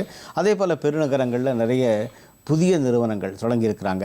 இப்போ அந்த புதிய நிறுவனங்களுக்கான வரிச்சலுகைகள் அல்ல PLI பெர்ஃபார்மன்ஸ் லிங்க்டு இன்சென்டிவ்ஸ் அதுக்கான வாய்ப்பு இருக்கா? இப்போ அரசாங்கம் வந்து ஆல்ரெடி 13 செக்டாருக்கு வந்து போன வருஷம் சொன்னாங்க. இந்த ஆத்ம நிர்பர் சம்மந்தத்தில் பேசும்பொழுது போன வருஷத்தில் 13 துறைகளுக்கு PLIன்னு சொன்னாங்க. அவங்க சொன்ன வார்த்தையை அப்படியே காப்பாற்றிட்டாங்க. 13 துறைகளுக்கும் PLI production linked incentive scheme அப்படின்றத கொண்டு வந்துட்டாங்க. இன்ஃபேக்ட் இப்போ வந்து இன்னும் கூட இன்னும் எக்ஸ்ட்ராவாக நிறைய செக்டாரை ஆட் பண்ணுறதுக்கான வாய்ப்புகள் இருக்குது. ஹெல்த் கேர், ஹாஸ்பிட்டாலிட்டி, இந்த மாதிரி சில செக்டார்கள்லாம் வந்து இதுக்குள்ளே வரும் அப்படின்ற எதிர்பார்ப்புகள் இருக்கிறது. ஏன்னா இதெல்லாம் வந்து இந்த கொரோனா தொற்று காலத்தில் ஓரளவு பாதிப்படைந்த செக்டார் அப்படின்னு சொல்ல போனால் இந்த ஹாஸ்பிட்டாலிட்டின்றது வரலாம். அதனால் வந்து அரசாங்கம் கண்டிப்பாக அதனை நோக்கி பிஎல்ஐ கொண்டு வரதுக்கான வாய்ப்புகள் அதிகமாகவே இருக்கிறது. இது ஒன்று. இரண்டாவது, ஸ்டார்ட் அப் அப்படின்றது இப்போ போன வருஷத்தில் கிட்டத்தட்ட அரசாங்கத்து தரவுகள் பிரகாரம், நம்மளுடைய எக்கனாமிக் சர்வே பிரகாரம் கிட்டத்தட்ட 70 யூனிகார்ன். அப்படின்னா யூனிகார்ன் அப்படின்னா அந்த நிறுவனத்துடைய மதிப்பு வந்து 7500 கோடியை தாண்டி இருக்குது அப்படின்னு அர்த்தம். ஸோ அப்படின்னா இந்தியாவில் வந்து நிறைய பேர் தொழில் தொடங்குறதுக்கான ஸ்டார்ட் அப். நீங்கள் தொழில் தொடங்க ஞாபகம் வருது. இப்போ குறிப்பாக ஒவ்வொரு துறையை சார்ந்த வளர்ச்சியில் அதிகமாக இந்த பட்ஜெட்டில் முன்னிட்டு வருவது தொழில்துறை சார்ந்த வளர்ச்சி. ஏன்னா அதில் பார்த்திங்கன்னா 11% வளர்ச்சி என்று சொல்லியிருக்காங்க. இப்போ நம்ம வந்து அதை பற்றி குறிப்பாக தொழில்துறை சார்ந்து ஒரு காணொலியை நம்ம இப்போ பார்க்கலாமா? கண்டிப்பாக பார்க்க முடியும். All fine, and revenue collections are more than expected and they are very robust. Month after month GST collection is above 1,30,000 crores. So these kind of numbers, they give us comfort that fiscal deficit also will be able to handle, but little bit later we need to look at it. Just now the priority is to handle other things and to handle, I would say, like we must handle unemployment at the moment. We must create jobs at the moment. We should put our efforts into housing and construction industry, textile industry, which creates more jobs. Right, sir. I'll just stop you for a moment there. The meeting of the cabinet has concluded ahead of the presentation of உண்மைதான் sir. இப்போ குறிப்பாக பார்த்தீங்கன்னா railway capex சென்ற நிதியாண்டில் 1,55,081 கோடி அளவுக்கு, இப்போ இந்த நிதியாண்டில் சற்றேறக்குறைய ஒரு 2,15,000 கோடி அளவுக்கு அதுக்கான ஒரு இன்வெஸ்ட்மெண்ட்டு பறந்துபட்ட ஒரு பார்வையாக ரயில்வே துறையை மேம்படுத்துவதற்கு, அதே மாதிரி கிசான் ரயில்வேஸ் அதுக்கான திட்டங்கள் வடிவமைக்கப்படும் என்கின்ற ஒரு எதிர்பார்ப்பு இருக்குது. அந்த இன்ஃப்ராஸ்ட்ரக்சர் பற்றி ரயில்வே அப்படின்றது 2 விதமான டிரான்ஸ்போர்ட்டேஷன், பேசஞ்சர், இன்னொன்று வந்து fried, that is regular traffic இருக்குது. ரொம்ப ஒரு இந்தியாவிலேயே வந்து காஸ்ட் எஃபெக்டிவான ஒரு டிரான்ஸ்போர்ட்டேஷன் ரயில்வேஸாக இருக்கிறது. அண்டு அந்த ரயில்வே தடவாளங்கள் போடுவதும் அதனுடைய இன்ஃப்ராஸ்ட்ரக்சர் டெவலப்மெண்ட் மிக அதிகமாகவே இருக்கிறது. இன்ஃபேக்ட் லாஸ்ட் இயர் வந்து அரசாங்கம் சொன்னபடி ஐஆர்சிடிசி அப்படின்ற நிறுவனத்தை வந்து அவங்க லிஸ்டிங்காக மாற்றிட்டாங்க, ஒரு லிஸ்டட் கம்பெனியாக கூட மாற்றிட்டாங்க. ஏன்னா ஒரு உலகத்தரம் வாய்ந்த ஒரு நிறுவனமாக மாற்றணுன்றதுனால. அதே ஆங்கிளில் ரயில்வேஸ் இதில் இருக்கக்கூடிய முக்கியமான விஷயங்கள் ஃப்ரைட் காஸ்ட் அப்படின்றது தான் ஒரு பொருளுடைய விலையிலேயே முக்கியமாக இருக்கக்கூடியது வந்து அதனுடைய டிரான்ஸ்போர்ட்டேஷன் காஸ்ட். இந்த டிரான்ஸ்போர்ட் காஸ்ட்டை வந்து கம்மி பண்ணுறதுக்கு ரயில்வேஸ் வந்து கண்டிப்பாக ரொம்ப உதவியாக இருக்கும். அந்த ஆங்கிளில் புதிய திசைகளிலும் புதிய இடங்களிலும் இன்ஃப்ராஸ்ட்ரக்சர் டெவலப் பண்ணுறதுக்கு அரசாங்கம் வந்து கண்டிப்பாக முனைப்புடன் செயல்படும்ன்றது நம்பிக்கையாக இருக்குது. அண்டு வைஃபை, இப்போது ரயில்வேஸில் இருக்கக்கூடிய வைஃபை சட்டங்கள், கம்யூனிகேஷன் ரயில்வேஸ்லேருந்து, அண்டு இது எல்லாமே வந்து போன வருஷமே பட்ஜெட்டில் சொன்ன மாதிரி இம்ப்ளிமெண்டேஷனும் பண்ணிட்டாங்க. இன்ஃபேக்ட் போன வருஷம் பார்த்திங்கன்னா மத்திய அரசு வந்து முக்கியமாக வந்து ஃபோக்கஸ் பண்ணுறது தனக்கு என்ன பப்ளிக் எக்ஸ்பெண்டிச்சர்னு நம்ம வச்சுருக்கோமோ அதை செலவு பண்ணிடணும், அதனால மக்களுக்கு போய் பணம் சேரணும் அப்படின்ற ஆங்கிளில் அவங்களால முடிஞ்ச அனைத்து பப்ளிக் எக்ஸ்பெண்டிச்சரையும் மேக்ஸிமம் இன்ஃப்ராஸ்ட்ரக்சர் கட்டுமானத்துக்கு யூஸ் பண்ணது உண்மைதான் சார். இப்போ குறிப்பாக நம்ம வந்து 2025 இந்த ஃபினான்ஷியல் இயரில் $5 ட்ரில்லியன் எக்கானமி, இதுதான் நம்முடைய டார்கெட், குறிக்கோள். அப்படி அந்த டார்கெட் வைக்கின்ற போது ஃபிஸ்கல் டெபிசிட் வந்து 5% குறைக்கணும். இன்றைக்கி வந்து 6.3 அளவுக்குன்றத விட 5% ஃபிஸ்கல் டெபிசிட் குறைக்கணும் அப்படின்ற ஒரு பார்வை தான் முன்னெடுக்கும் போது அரசாங்கம் வந்து டிஸ்இன்வெஸ்ட்மெண்ட் வந்து பல துறைகளில் வந்து ஏற்படக்கூடிய வாய்ப்புகள் இருக்கின்றாங்க. அப்போ இந்த ஃபிஸ்கல் டெபிசிட் குறையும் கண்டிப்பாக. அதற்கான இந்த பட்ஜெட்டில் ஏதான தரவுகள் இருக்குமா? அரசாங்கம் வந்து இதுக்காக நிறைய இண்டிகேஷன்ஸ் கொடுத்துட்டாங்க நிறைய பட்ஜெட்டில். போன பட்ஜெட்லேயே வந்து எல்ஐசி நிறுவனம் பற்றி ஒரு பகுதியை பற்றி சொன்னாங்க. வங்கிகளில் இன்ஃபேக்ட் அரசாங்கம் வந்து கன்சல்டண்ட்டே அப்பாயின்ட் பண்ணிட்டாங்க. ஐடிபிஐ பேங்க் வங்கிக்கு ஆல்ரெடி போட்டு அப்பாயின்ட் பண்ணிவிட்டு அவங்களோட டார்கெட் இந்த மார்ச் மாதமாக இருந்தது, மார்ச் 2022. அதை நோக்கி போயிட்டுருக்காங்க வேகமாக. ஸோ இந்த மாதிரி அது தவிர நிறைய நிறுவனங்கள் முக்கியமாக பார்க்க வேண்டியது இந்த டிஸ்இன்வெஸ்ட்மெண்ட் ப்ரைவேட்டைசேஷன் பண்ணுறது அப்படின்னா அரசாங்கம் ரொம்ப கேர்ஃபுல்லாக இருக்காங்க. நாங்கள் வந்து எங்களுடைய ஓனர்ஷிப்பை கொடுக்கல, அந்த பர்டிகுலர் சொத்துக்களுடைய உபயோகத்தன்மையை மட்டும்தான் நான் வந்து கொடுக்க போகிறேன் சில நிறுவனங்கள்லாம். ஸோ அரசாங்கம் வந்து எது நாம் கையில் வச்சுக்கணும், எதை வந்து தனியாருக்கு கொடுக்கணும் அப்படின்றத கிளியராக இருக்காங்க. தனியாருக்கு கொடுக்கும் பொழுதும் எதை வந்து நாம் சொந்த ஓனர்ஷிப்பில் வச்சுக்கணும், எதை வந்து உபயோகத்துக்கு மட்டும் கொடுக்கணும் அப்படின்றதையும் கிளியராக இருக்காங்க. ஸோ இந்த ஆங்கிளில் கண்டிப்பாக இந்த வருஷம் வங்கிகள் வந்து ஆல்ரெடி சில வங்கிகள் ஐடென்டிஃபை பண்ணி வச்சுருக்காங்க, கன்சல்டன்ட் இல்லாமல் போட்டுட்டாங்க. கண்டிப்பாக இந்த வர நிதியாண்டில் அதுக்கான அதிகபட்ச சான்ஸ் இருக்கிறது. எனக்கு தெரிஞ்சு இந்த அடுத்த ஒரு வருஷத்தில் அரசாங்கத்துடைய டிஸ்இன்வெஸ்ட்மெண்ட் பிளானில் மேஜர் அமௌண்ட்டை வந்து அவங்க ரீச் பண்ணுறதுக்கான டார்கெட்டும் இருக்கிறது.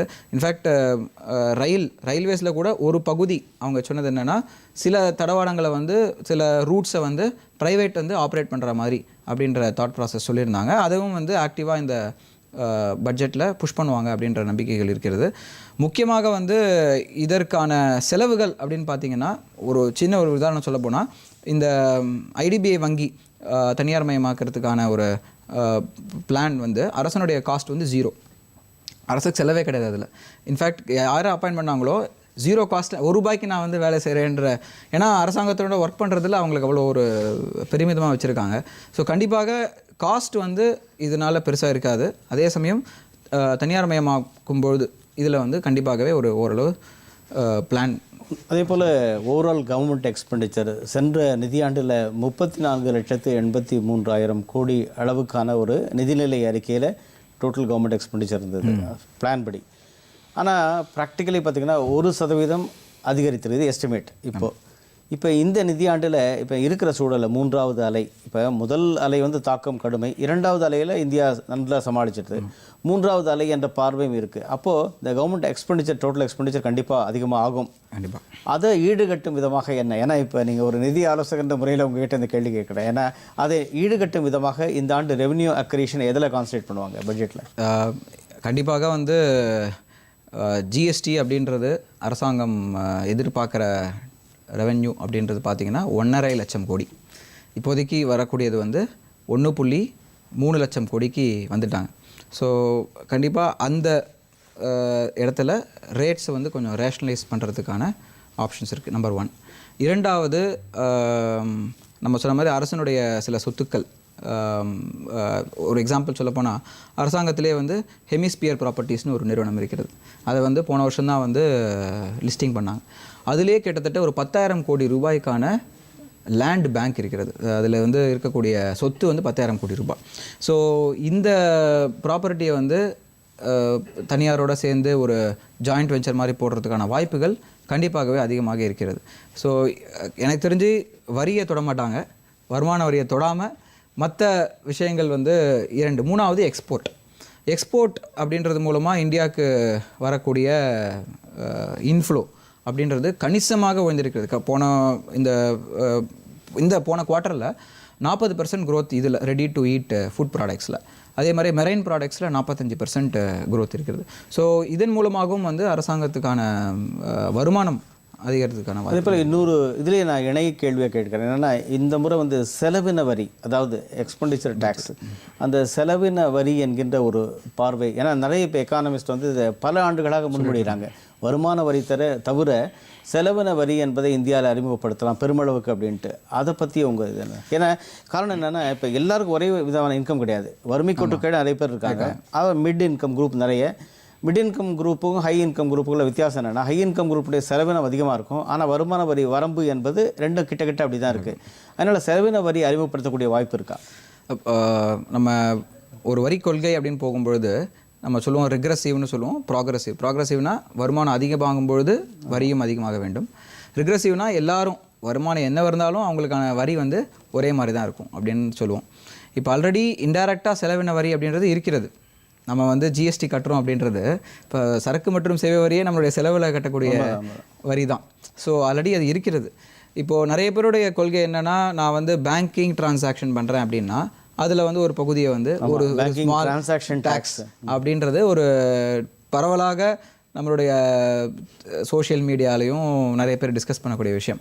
ஆனால் அதில் முக்கியமான ஒரு பகுதி என்னென்னா, அது இன்டைரக்டாக என்ன ஆகும், ஒரே பணத்துக்கே 100 தடவை டேக்ஸ் போடுற மாதிரியான இம்பேக்ட்டும் வந்துடும். இப்போ நான் உங்களுக்கு பணம் கொடுக்குறேன், ஒரு டேக்ஸ், நீங்கள் திருப்பி இன்னொருத்தருக்கு கொடுக்குறீங்க, திருப்பி ஒரு டேக்ஸ். அப்படின்னா இன்டைரக்டாக திருப்பி வந்து நிறைய பேருக்கு வரி கொடுக்கக்கூடிய ஒரே பணத்துக்கே நிறைய விதமான வரி கட்டுற மாதிரி இருக்கும். அண்ட் அது வந்து ப்ராக்ரெசிவ் டேக்ஸில் வராது. தட் இஸ் ஒரு முன்னேற்றத்துக்கான டேக்ஸில் வருமா பார்த்தீங்கன்னா வராது. ஏன்னா அது எல்லாருக்கும் ஒரே மாதிரி தான் போட முடியும். கண்டிப்பாக அது அந்த ஒரு பாதிப்பு இருக்கிறது இல்லை. ஆனால் அதே இடத்துல இன்னொரு இது என்னென்னா, இப்போ குறிப்பாக பண பரிவர்த்தனை, கேஷ் டிரான்சாக்ஷன்ஸ், அதை குறைக்கிறதுக்காக, ஏன்னா ஏற்கனவே முன்னாடி செல்லப்படுகிறது, அதிகமான கேஷ் டிரான்சாக்ஷன்ஸ் பண்ணால் அந்த கேஷ் டிரான்சாக்ஷன் டேக்ஸ் வந்து வங்கிகளில் செலுத்துகிறாங்க, அதிகமாக இருக்குது. இப்போ நிறைய யூனிஃபைடு பேமெண்ட் கேட்வே மூலமாக நீங்கள் டிரான்சாக்ஷன்ஸ் எல்லாமே வந்து ட்ரான்ஸ்ஃபர் டிரான்சாக்ஷன்ஸ் அப்படி பரிவர்த்தனை பண்ணணும், காசு குறைக்கணும், காசுடைய புழக்கத்தை குறைக்கணும் அப்படின்னுச்சு. இந்த பட்ஜெட்டில் வந்து கேஷ் டிரான்சாக்ஷன் டேக்ஸ் அதிகமாக வாய்ப்பு இருக்கும்னு எதிர்பார்க்கலாம். கண்டிப்பாக எதிர்பார்க்கலாம். கேஷ் டிரான்சாக்ஷனுக்கு சம்மந்தப்பட்ட டேக்ஸ் வந்து கண்டிப்பாக அதிகமாகும் அப்படின்னு பார்க்கலாம். ஒன்று. இரண்டாவது, பணப்பரிவர்த்தனை அப்படின்னு பார்த்தீங்கன்னா அது முக்கியமாக 2-3 இண்டஸ்ட்ரியில் தான் நிறைய புழங்கி இருக்கக்கூடிய விஷயங்கள். கண்டிப்பாக. ஸோ அந்த இண்டஸ்ட்ரியை கூட அவங்க வந்து ஸ்பெசிஃபிக்காக இது மூலமாக எப்படி அவங்க மேபி இன்சென்டிவ் கூட கொடுக்கலாம். கண்டிப்பாக இதை நீங்கள் பேங்க் மூலமாக பண்ணீங்கன்னா இன்சென்டிவ். ஆமாம், ஸ்டார்ட் அப்ஸ் பற்றி சொல்லும்போது என்னென்னா, அந்த இடத்துல தான் என்னென்னா, ஒரு ரீசெண்ட் ஆர்டிக்கல், இந்த ஸ்டார்ட் அப்ஸ் அத்தனை பேர் வந்து maximum 99.9% they use transfer transactions. அதாவது வந்து இந்த பரிவர்த்தனை அத்தனையுமே காசு இல்லாமல், அதாவது காசு புழக்கங்கள் இல்லாமல் தான் பயன்படுத்துகிறாங்க அப்படின்னு. அப்போ இந்தியாவில் பெருமளவு இந்த புதிய நிறுவனங்கள், ஸ்டார்ட் அப்ஸ் ஆரம்பித்ததன் மூலமாக பண பரிவர்த்தனை பெருமளவு குறைக்கப்பட்டுள்ளது என்கின்ற ஒரு கண்ணோட்ட பதிவும் இருக்குது. ஏன்னா முக்கியமான விஷயம், வருமான வரியில் கூட பார்த்தீங்கன்னா நீங்கள் வந்து பேங்கிங் மூலமாக பண்ணிங்கன்னா உங்களுக்கான வருமான வரி வந்து 6% தான் அப்ளை ஆகும். இதுவே கேஷ் மூலமாக பண்ணிங்கன்னா 8% அப்படின்னு வச்சுருக்காங்க.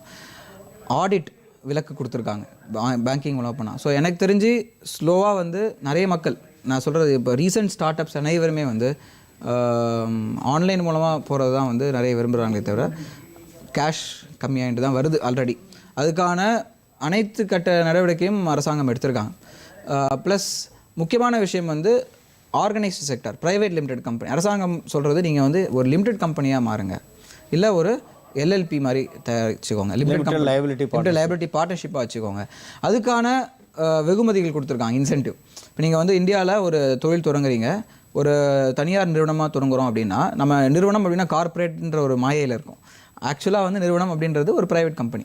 ஒரு யார் வேணாலும் ஒரு தனியார் நிறுவனம் தொடங்கலாம், 7 நாள்லேருந்து 10 நாள் தொடங்கி. உண்மைதான். ஏன்னா இப்போ நம்ம இந்த அளவுக்கு ஒரு முன்னோட்டம் பேசும்போது எனி மூமெண்ட் நம்ம நேரலையாக பட்ஜெட்டுக்கு நம்ம போக போகிறோம், அது இடையில நம்ம பேசிகிட்ருக்கோம். அதே போல் வந்து நான் ரெசிடென்ட் இந்தியன்ஸ், அயலகத்தில் இருக்கிறவங்க இந்தியாவில் கணக்கு வைத்திருக்கோம், அவர்களுக்கான சலுகைகள் அதிகரிக்கப்படும் to promote foreign direct investment, நேரடி அந்நிய முதலீடு இந்தியாவுக்கு வரணும் அப்படின்றதுக்காக.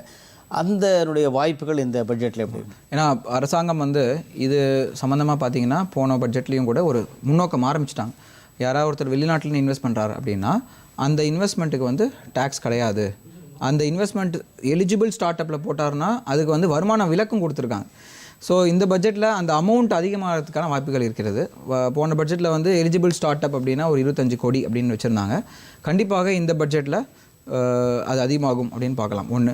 இரண்டாவது, அவங்களுடைய டெபாசிட் இந்தியாவில் வச்சுருக்காங்கன்னா அதுக்கு வந்து 2 வருடம் வருமான வரி இல்லாமல் இருக்குது. மேபி அதை வந்து இன்னும் கொஞ்சம் எக்ஸ்டெண்ட் பண்ணுறதுக்கான சான்சஸ் இருக்குது. அதே போல் இந்த அசட் ரீகன்ஸ்ட்ரக்ஷன் கம்பெனிஸ், ஏஆர்சிஸ் இருக்கு இல்லையா, அது வந்து வாரா கடன்களை தாங்களே எடுத்துக்கொண்டு அதை வசூல் செய்வதற்கான நிறுவனங்கள் அது அதிகமாக துவக்கப்பட மாட்டாங்க. ஏன்னா வாரா கடனுடைய மொத்த அளவை குறைக்கின்ற போது வருமானம் அதிகரிக்கும். வாரா கடன் வசூலின் போது அதனுடைய வட்டி விகிதம் அதுவும் வந்து மாறுபட்டு குறைக்கப்பட்டு காம்ப்ரமைஸ் ப்ரொபோசல், ஏன்னா சட்ட ரீதியாக லோக் அதாலத்தெல்லாம் இருந்தால் கூட தனியாக இந்த அசட் ரீகன்ஸ்ட்ரக்ஷன் கம்பெனிஸ் வந்து அதிகமாக உருவாக்கி அதன் மூலமாக வங்கிகளில் இருக்கிற வாராக்கடன்கள் அத்தனையும் அவங்க டேக் ஓவர் பண்ணி வங்கிகளுடைய நிதி ஆதாரத்தை அதிகப்படும்பதான வாய்ப்புகள் இருக்கும் அப்படின்றது இந்த பட்ஜெட்டில் நம்பலாமா? முக்கியமான ஒரு விஷயம் வந்து இது சம்மந்தமாக அரசு பேட் பேங்க் அப்படின்னு அதை பற்றி தான் நான் சொல்ல வரேன், நீங்கள் கரெக்டாக சொல்லிட்டீங்க. ஆமாம். ஸோ அப்படின்ற ஒரு கான்செப்ட் வந்து போன வருஷமே வந்து ஆரம்பிச்சிட்டாங்க. பேட் பேங்க் மீன்ஸ் பேட் லோன்ஸை ரெக்கவர் பண்ணுற பேங்க், அதான் தப்பான பேங்க், யாரும் தப்பான பேங்க்னு எடுத்துக்கூடாது. ஆமாம். ஸோ வாராக்கடன்களையும் கடன் ரெக்கவர் பண்ண முடியாதையும் எல்லாத்தையும் இந்த பேங்க்குக்கு ட்ரான்ஸ்ஃபர் பண்ணிடலாம் அப்படின்னு சொல்லியிருக்காங்க. இதனால் என்ன ஆகும் அப்படின்னா, இப்போ நம்ம வந்து அநேகமாக நீரலை போகிறோம். ஒன்ஸ் வந்து அங்கே டெல்லியில் ஆரம்பித்த உடனடியாக இணைப்பில் அங்கே நம்ம செல்ல போகின்றோம்.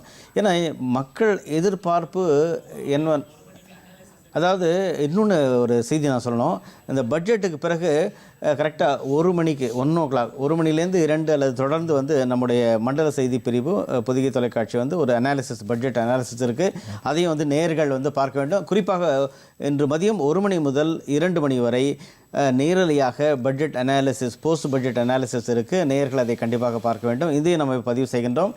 இப்போ நம்ம நேராக டெல்லிக்கு செல்லலாம் பட்ஜெட் ப்ரெசன்டேஷன் பார்ப்பதற்காக. நன்றி, வணக்கம்.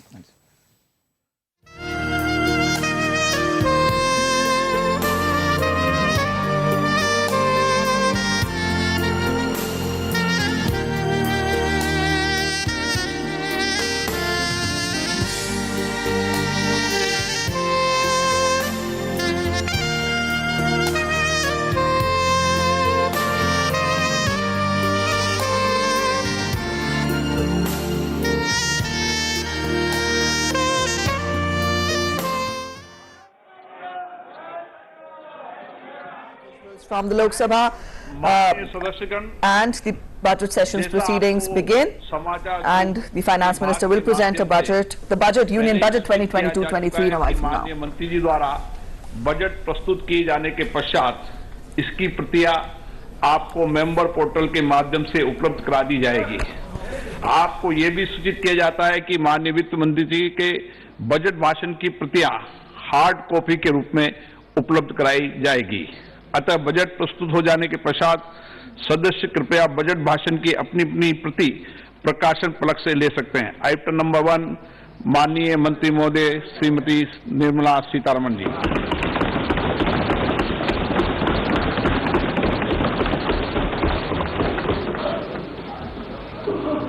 मंत्री जी आज डिजिटल बजट पढ़ रही हैं।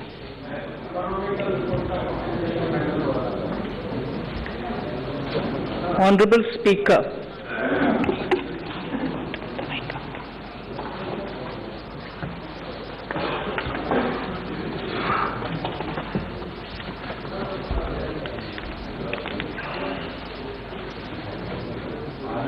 Honorable Speaker, sir, I present the budget for the year 2022-23.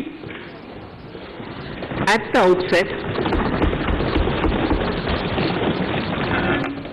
outset, sir, I want to take a moment to express my empathy for those who had to bear adverse health and economic effects of the pandemic. The overall sharp rebound and recovery of the economy is reflective of our country's strong resilience. India's economic growth in the current year is estimated to be 9.2%, highest among all large economies. I recognize we are in the midst of an Omicron wave with high incidence but milder symptoms. Further, the speed and coverage of our vaccination campaign has helped greatly. With an accelerated improvement of health infrastructure in the past 2 years, we are in a strong position to withstand challenges. I am confident that with Sabka Prayas, we will continue our journey with strong growth. Honorable Speaker, we are marking Azadi Ka Amrit Mahotsav and have entered into Amrit Kal, the 25-year-long lead up to India at 100. Honorable Prime Minister in his Independence Day address had set out the vision for India at 100. By achieving certain goals during Amrit Kal, our government aims to attain this vision. They are complementing the macroeconomic level growth focus with a microeconomic level all-inclusive welfare focus, promoting digital economy and fintech, technology-enabled development, energy transition and climate action, and relying on virtuous cycle starting from private investment with public capital investment, helping to crowd in private investment. Since 2014, our government's focus has been on empowerment of citizens especially the poor and the marginalized.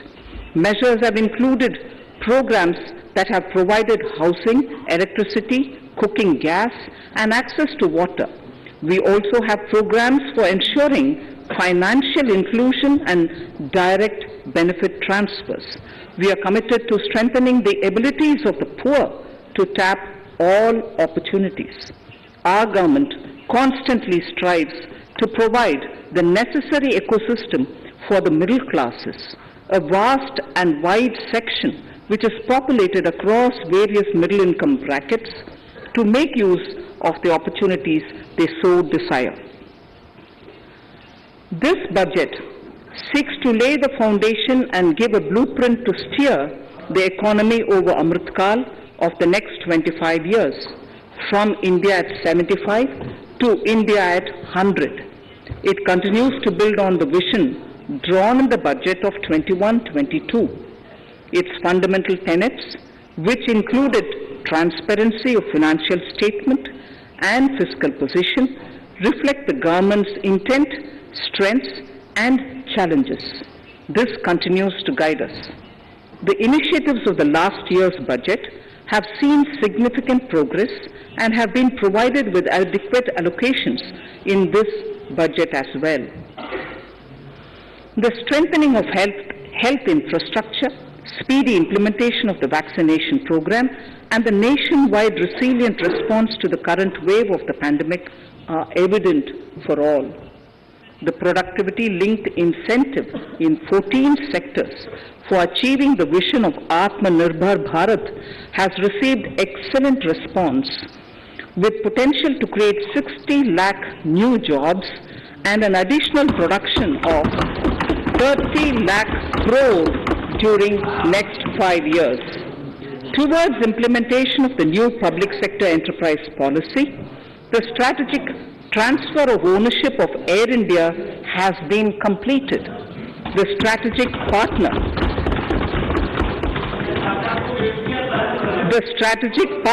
for Neelanchal Ispat Nigam Limited has been selected. The public issue of the LIC is expected shortly. Others too are in the process for 2022-23. The National Bank The National Bank for Infrastructure Development and National Asset Reconstruction Company have commenced their activities. Honorable Speaker, sir, Budget 2021-22 had provided a sharp increase in provision for public investment or capital expenditure. Throughout the year, with the Honorable Prime Minister guiding the implementation, our economic recovery is continuing to benefit from the multiplier effect.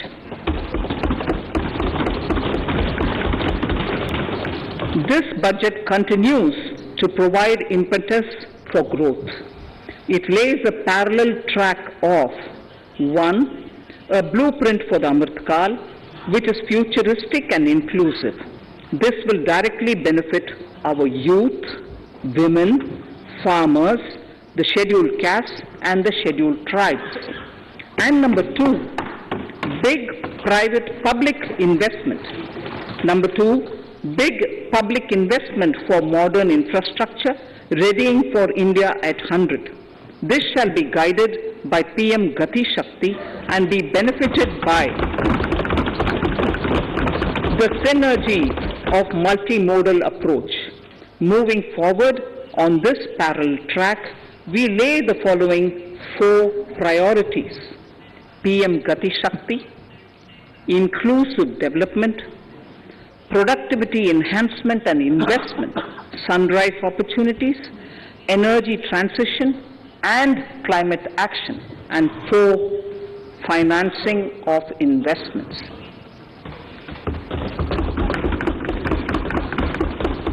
PM Gati Shakti. PM Gati Shakti is a transformative approach for economic growth and sustainable development. The approach is driven by 7 engines, namely roads, railways, airports, ports, mass transport, waterways, and logistics infrastructure. All 7 engines will pull forward the economy in unison. These engines are supported by the complementary roles of energy transmission, IT communication, bulk water and sewerage, and social infrastructure. Finally, the approach is powered by clean energy and Sabka Prayas. The efforts of the central government, the state governments, and the private sector together, leading to a huge job and entrepreneurial opportunities for all, especially the youth. PM Gati Shakti Master Plan, National Master Plan, the scope of PM Gati Shakti National Master Plan will encompass the 7 engines for economic transformation, seamless multimodal connectivity, and logistics efficiency. It will also include the infrastructure development by the state governments as per Gati Shakti Master Plan. The focus will be on planning, including through innovative ways, use of technology, and speedier implementation. The projects pertaining to these 7 engines in the national infrastructure pipeline will be aligned with PM Gati Shakti framework. The touchstone of the master plan will be world-class modern infrastructure and logistics synergy among different modes of movement, both of people and goods, and location of projects. This will help raise the productivity and accelerate economic growth and development. Road transport. PM Gati Shakti Master Plan for expressways will be formulated in 22-23 to facilitate faster movement of people and goods. The National Highways network will be expanded by 25,000 kilometers in 2022-23. 20,000 crores of rupees will be mobilized through innovative ways of financing to complement the public resources. The data exchange among all mode operators will be brought on unified logistics to provide for efficient movement of goods through different modes, reducing logistics cost and time, assisting just-in-time inventory management, and in eliminating tedious documentation. Most importantly, this will provide real-time information to all stakeholders and improve international competitiveness. Open source mobility stack for organizing seamless travel of passengers will also be facilitated. Contracts for implementation of multimodal logistic parks at 4 locations through PPP mode will be awarded in 22-23. Railways will develop new products and efficient logistics services for small farmers and small and medium enterprises, besides taking the lead in integration of postal and railways network to provide seamless solutions for movement of parcels. One station, one product concept will be popularized to help local businesses and supply chains. As a part of Atmanirbhar Bharat, 2,000 kilometers of network will be brought under Kavach, the indigenous world-class technology for safety and capacity augmentation in 2022-23. 400 new generation Vande Bharat trains will better energy efficiency and passenger riding experience will be developed and manufactured during the next 3 years. 100 PM Gati Shakti cargo terminals for multimodal logistics facilities will be developed during the next 3 years.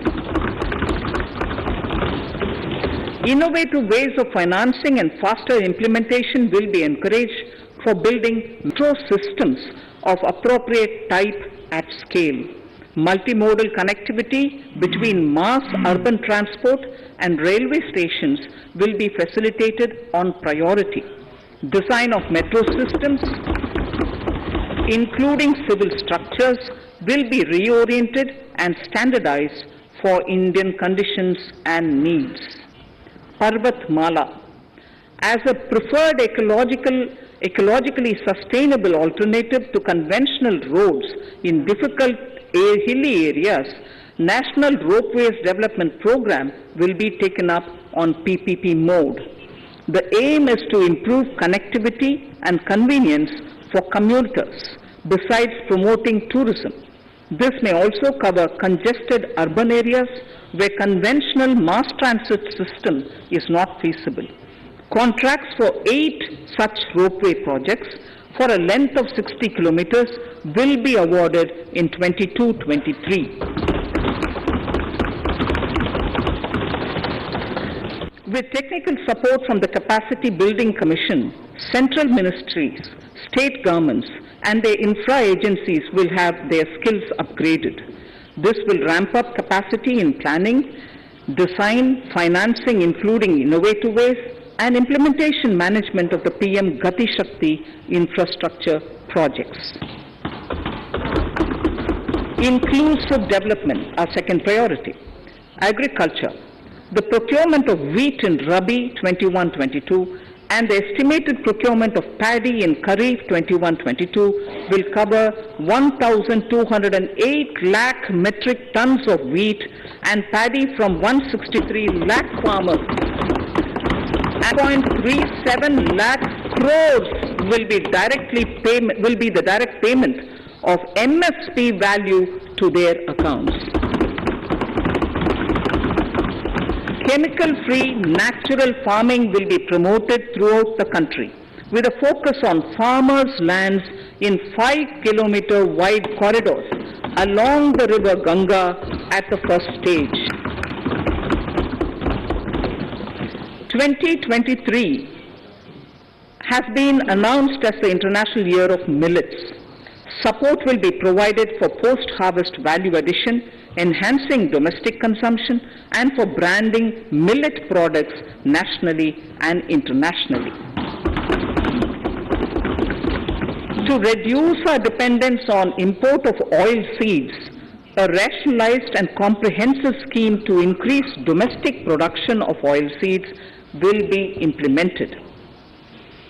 For delivery of digital and high-tech services to farmers, with involvement of public sector research and extension institutions, along with private agri-tech players and stakeholders of agri-value chains, a scheme in PPP mode will be launched.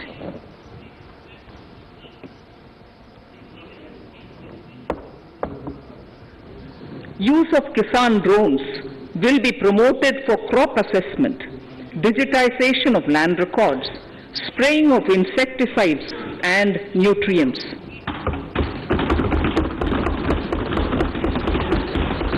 States will be encouraged to revise syllabi of agricultural universities to meet the needs of natural, zero budget, and organic farming, modern day agriculture, value addition, and management. A fund with blended capital raised under the co-investment model will be facilitated through the NABARD. This is to finance startups for agriculture and rural enterprise relevant for farm produce value chain. The activities of these startups will include inter alia, support for FPOs, machinery for farmers on rental basis at farm level, and technology including IT-based support. The implementation of the Ken-Betwa link project at an estimated cost of 44,605 crores will be taken up.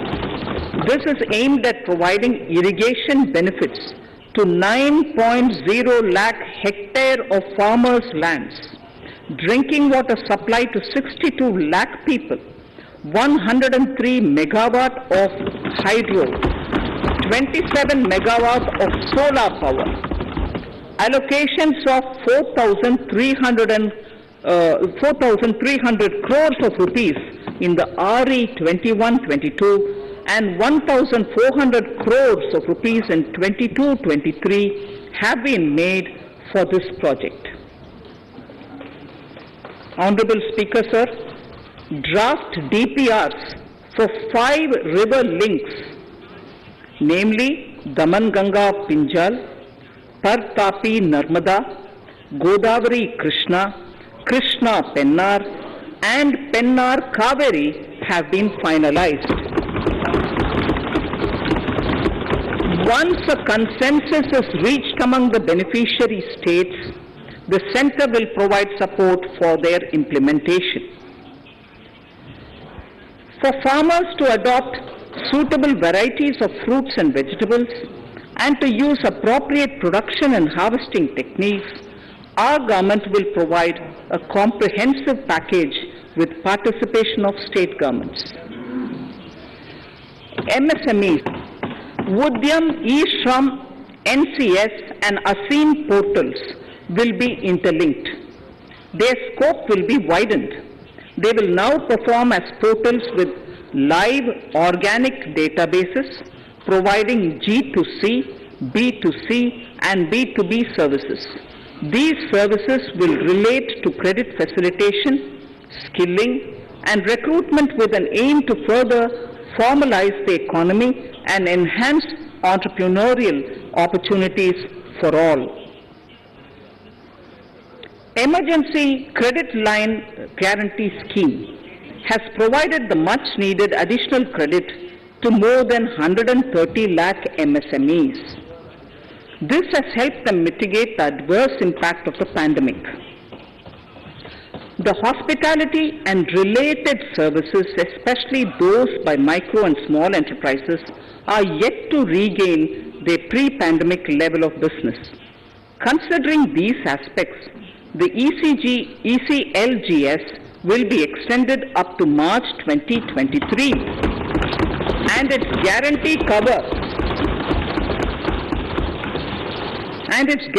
cover will be expanded by 50,000 crores of rupees to total cover of 5 lakh crores.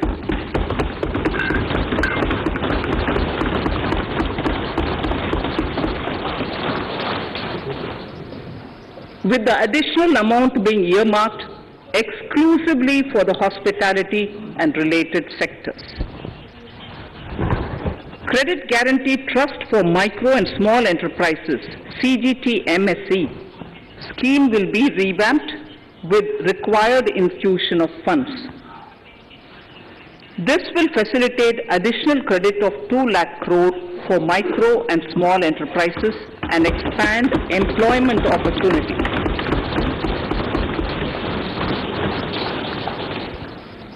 Raising and accelerating MSME performance, RAMP, program will outlay of 6,000 crore over 5 years will be rolled out. This will help MSME sector become more resilient, competitive and efficient.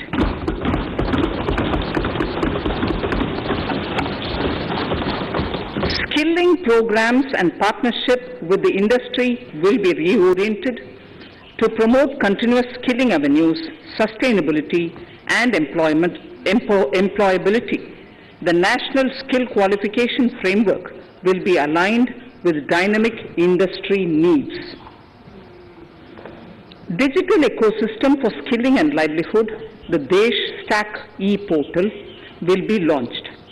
This aims to empower citizens to skill, reskill or upskill through online training. It will also provide API-based trusted skill credentials, payment and discovery layers to find relevant jobs and entrepreneurial opportunities. Startups will be promoted to facilitate Drone Shakti through varied applications and for drone as a service.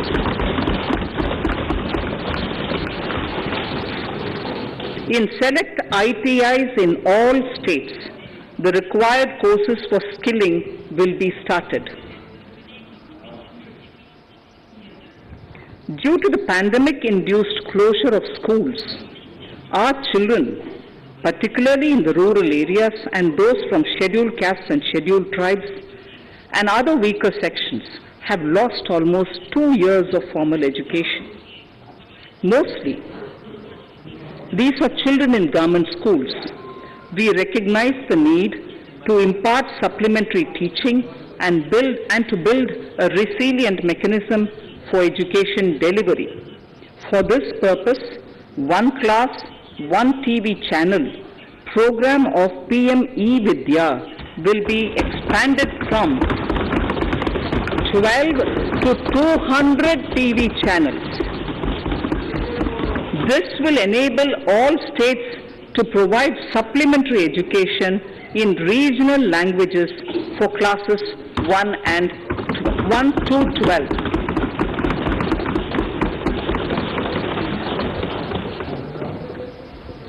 High quality e-content in all spoken languages will be developed for delivery via internet, mobile phones, TV, and through radio and through digital teachers. A competitive mechanism for development of quality e-content by the teachers will be set up to empower and equip them with digital tools of teaching and facilitate better learning outcomes. A digital university will be established to provide access to students across the country for world-class quality universal education with personalized learning experience at their doorsteps. This will be made available in different Indian languages and ICT formats. The university will be built on a networked hub and spoke model, with the hub building cutting-edge ICT expertise. The best public universities and institutions in the country will collaborate as a network of hub and spoke. An open platform for the national digital health ecosystem will be rolled out. It will consist of digital registries of health providers and health facilities, unique health identity, consent framework, and universal access to health facilities. The pandemic has accentuated mental health problems in people of all ages. To better the access to quality mental health counseling and care services, a national tele-mental health program will be launched.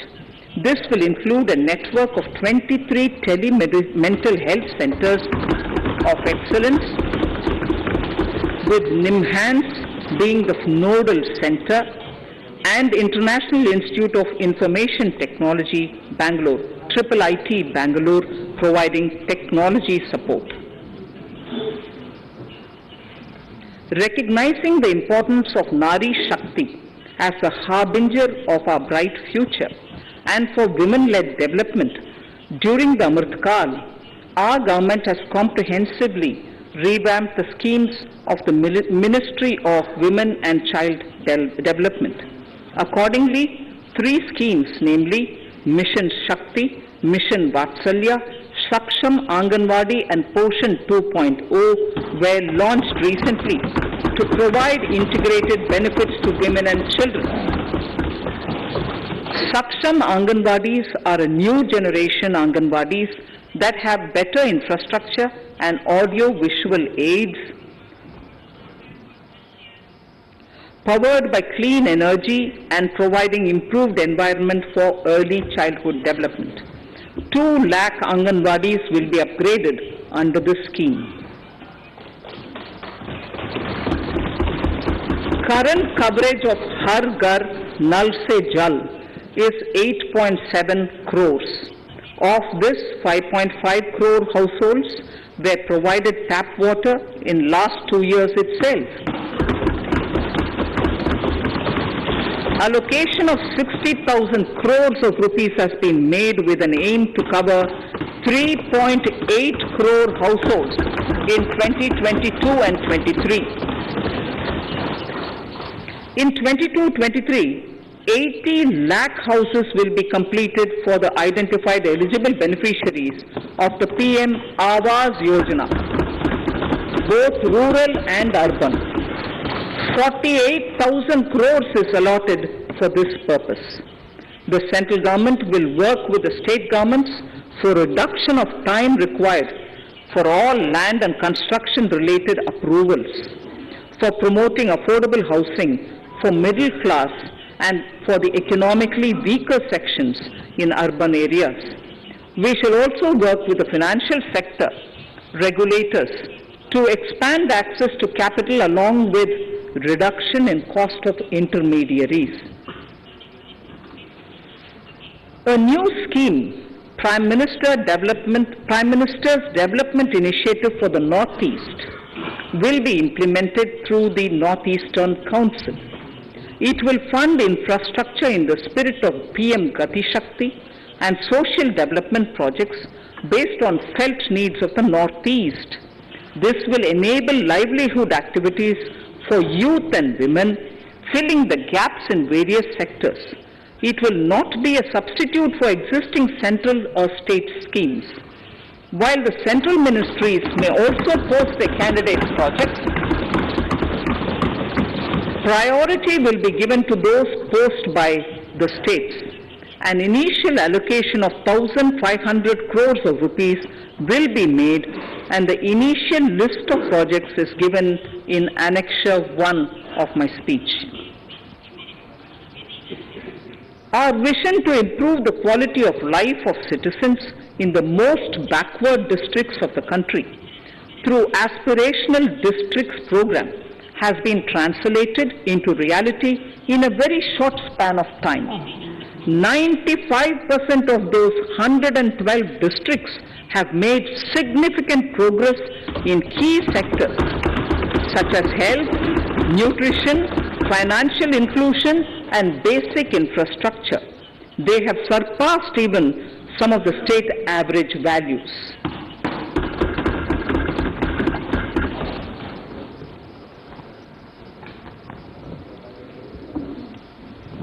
However, in those districts, some blocks continue to lag. In 22-23, the program will focus on such blocks in those districts.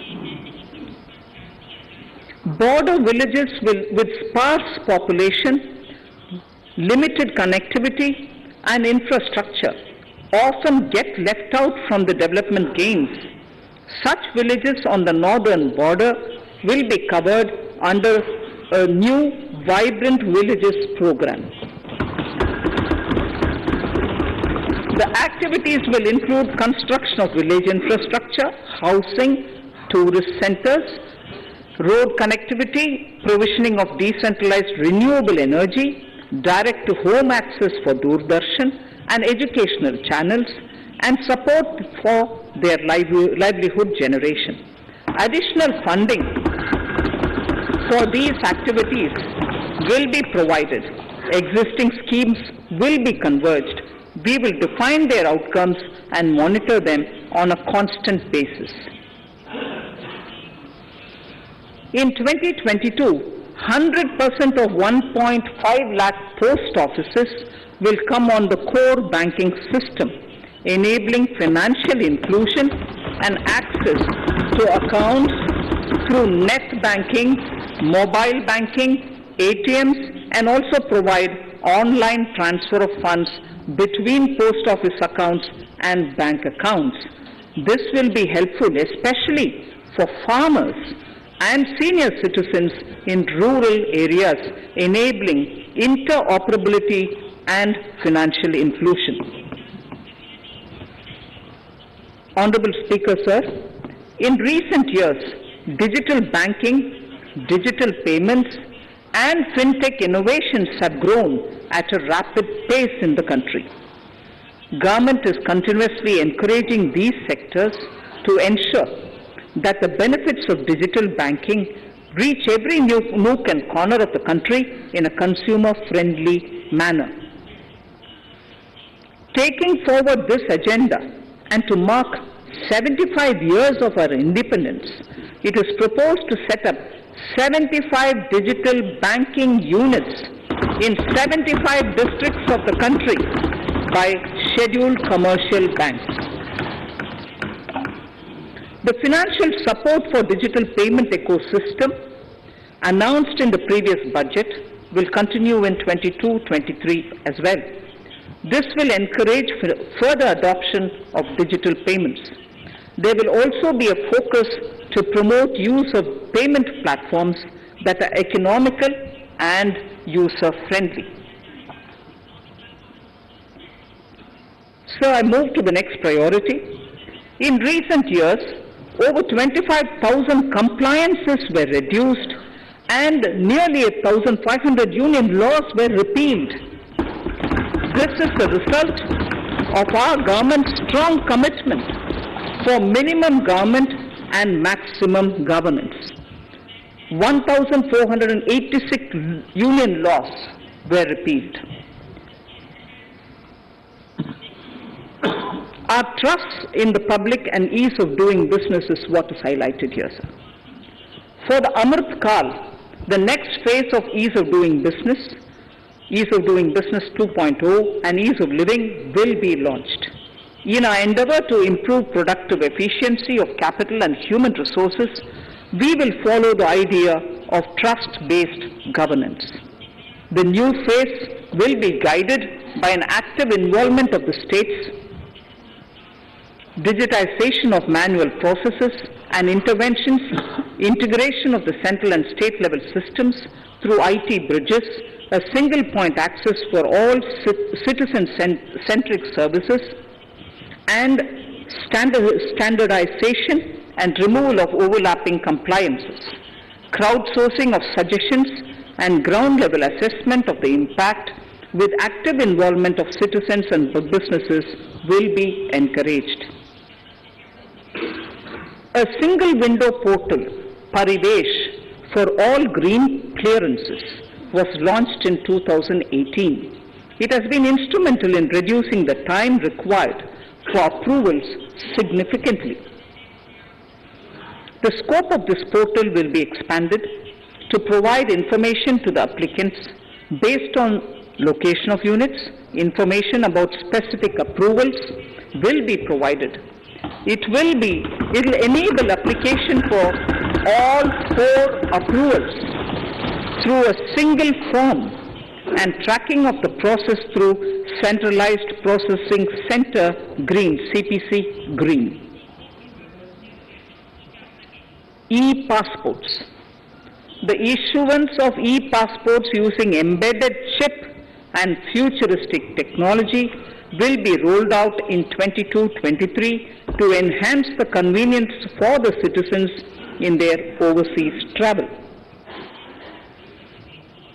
By the time of India at 100, nearly half our population is likely to be living in urban areas. To prepare for this, orderly urban development is of critical importance. This will help realize the country's economic potential, including livelihood opportunities for the demographic dividend. For this, on the one hand, we need to nurture the megacities and their hinterlands to become current centers of economic growth. On the other, we need to facilitate Tier 2 and Tier 3 cities to take on the mantle in the future. This would require us to reimagine our cities into centers of sustainable living with opportunities for all, including women and our youth. For this to happen, urban planning cannot continue with a business as usual approach. We plan to steer a paradigm change. A high-level committee of reputed urban planners, urban economists, and institutions will be formed to make recommendations on urban sector policies, capacity building, planning, implementation, and governance. For urban capacity building, support will be provided to the states. Modernization of building bylaws, town planning schemes, transit-oriented development will be implemented. This will facilitate reforms for people to live and work closer to the mass transit systems. The central government's financial support for mass transit projects and Amrit scheme will be leveraged for formulation of action plans and their implementation for facilitating the TOD and TPS by the states. For developing India-specific knowledge in urban planning and design, and to deliver certified training in these areas, up to 5 existing academic institutions in different regions will be designated as centers of excellence.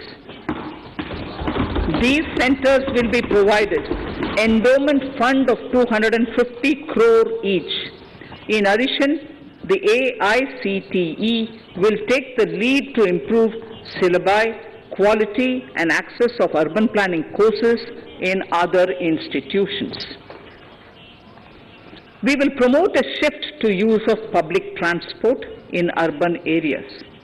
This will be complemented by clean tech and governance solutions, special mobility zones with zero fossil fuel policy and EV vehicles. Battery swapping policy. Considering the constraint of space in urban areas, for setting up charging stations at scale, a battery swapping policy will be brought out and interoperability standards will be formulated.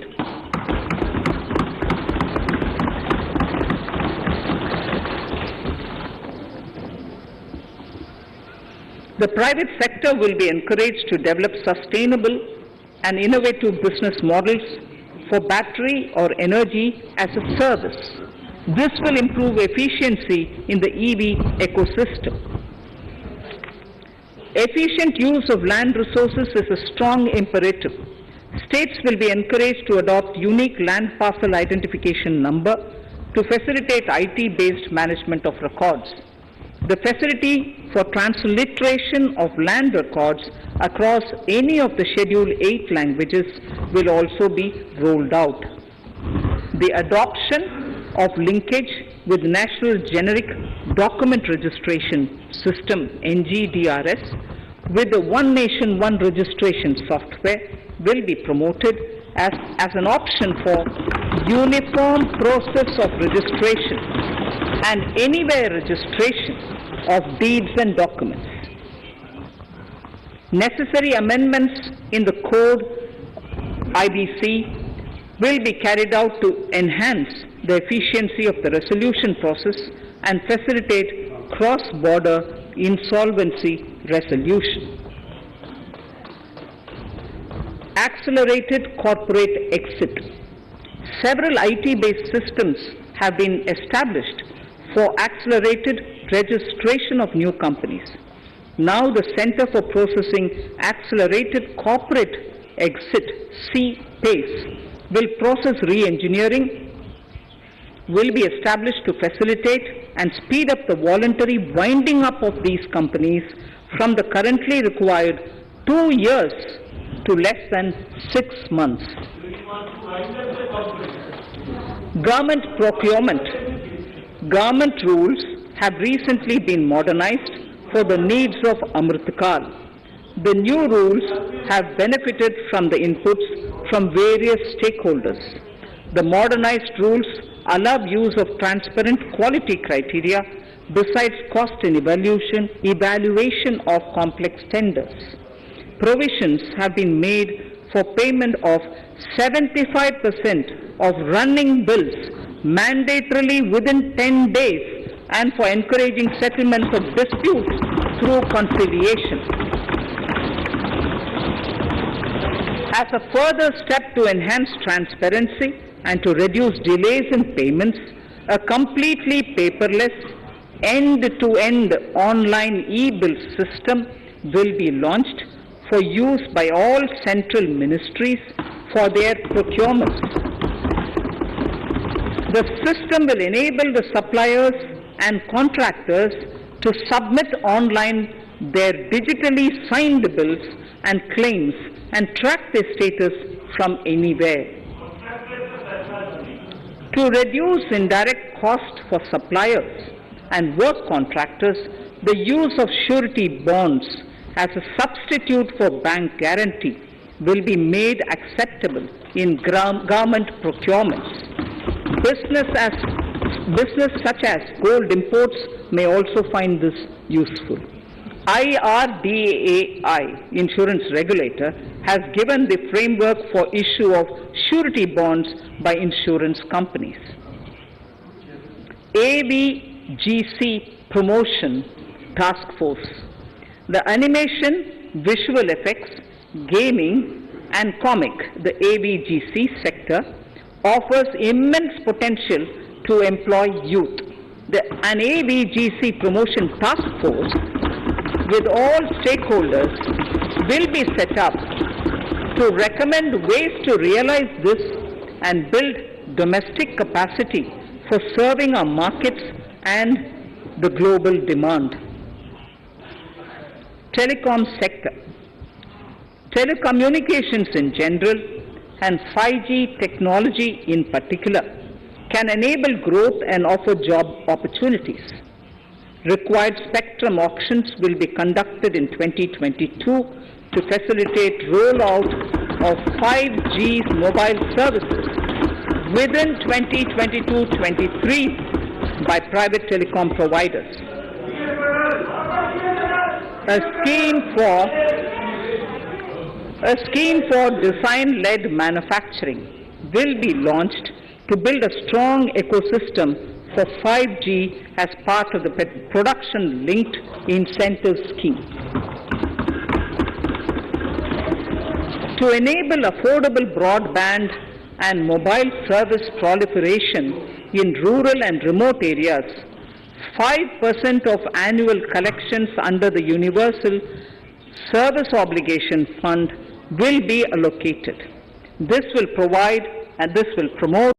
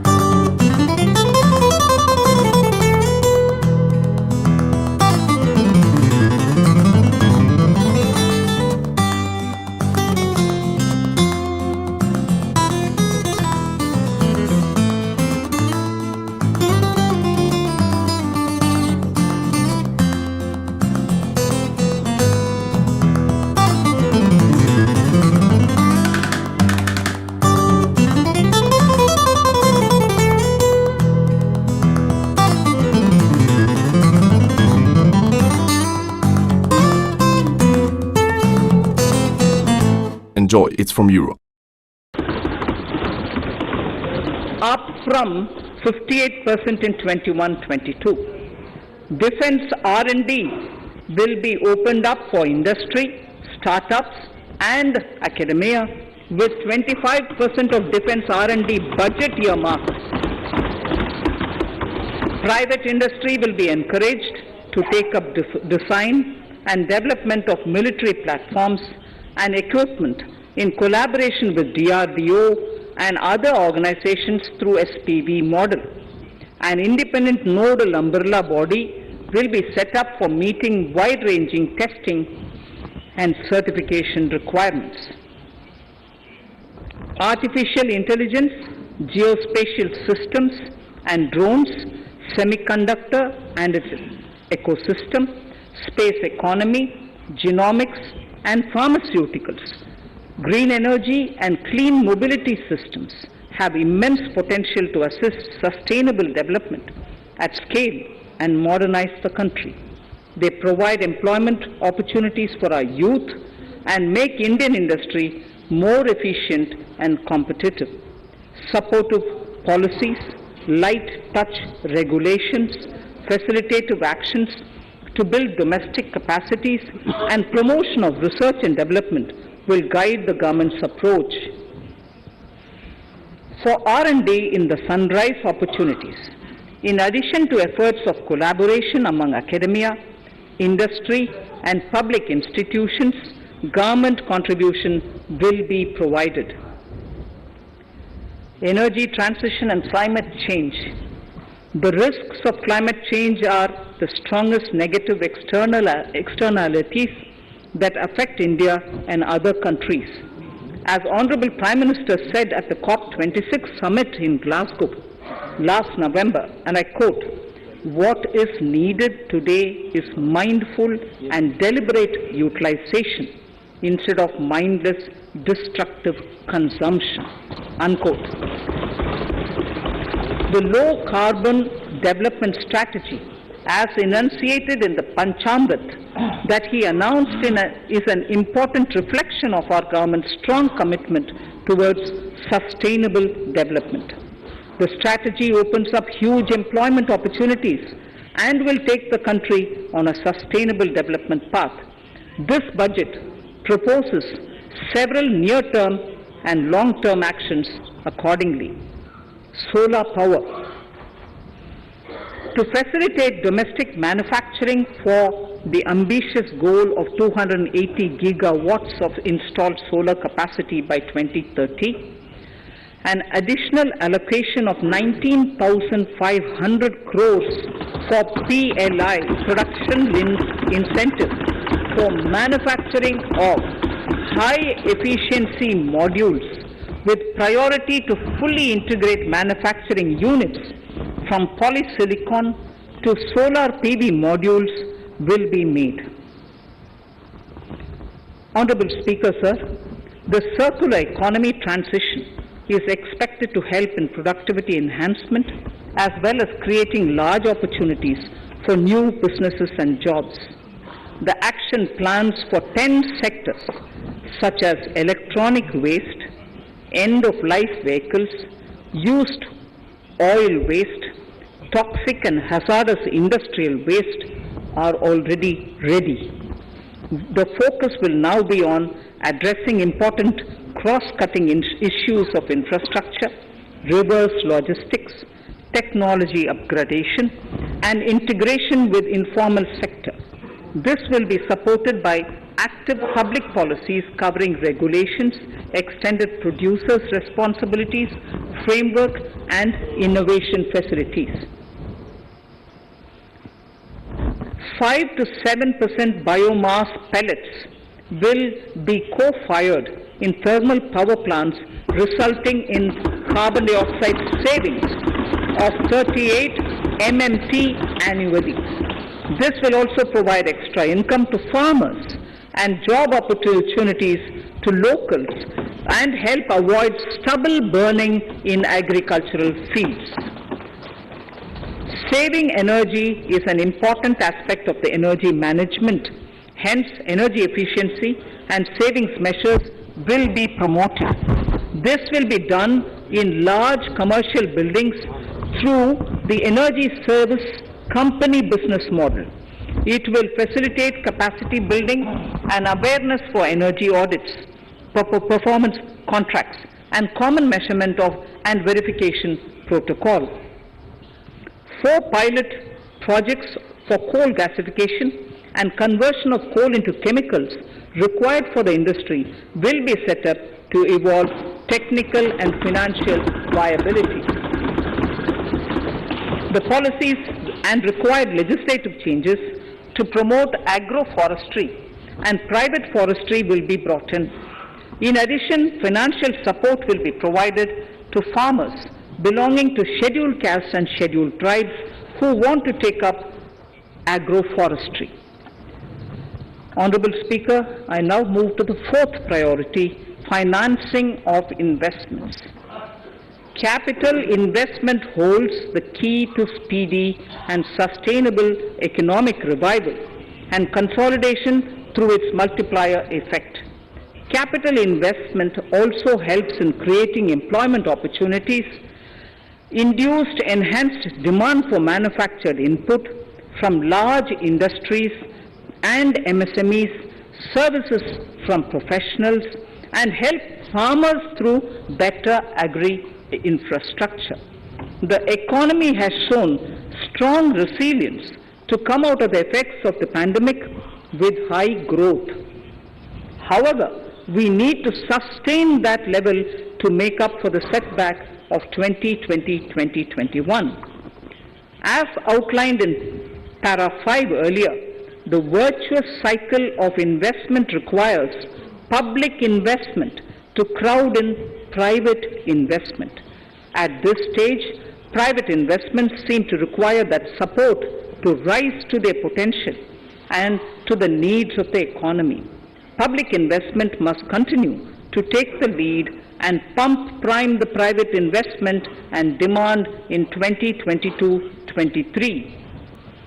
Considering the above imperative, the outlay for capital expenditure in the union budget is once again being stepped up sharply by 35.4% from 5.54 lakh crore in the current year to 7.50 lakh crores in 22-23.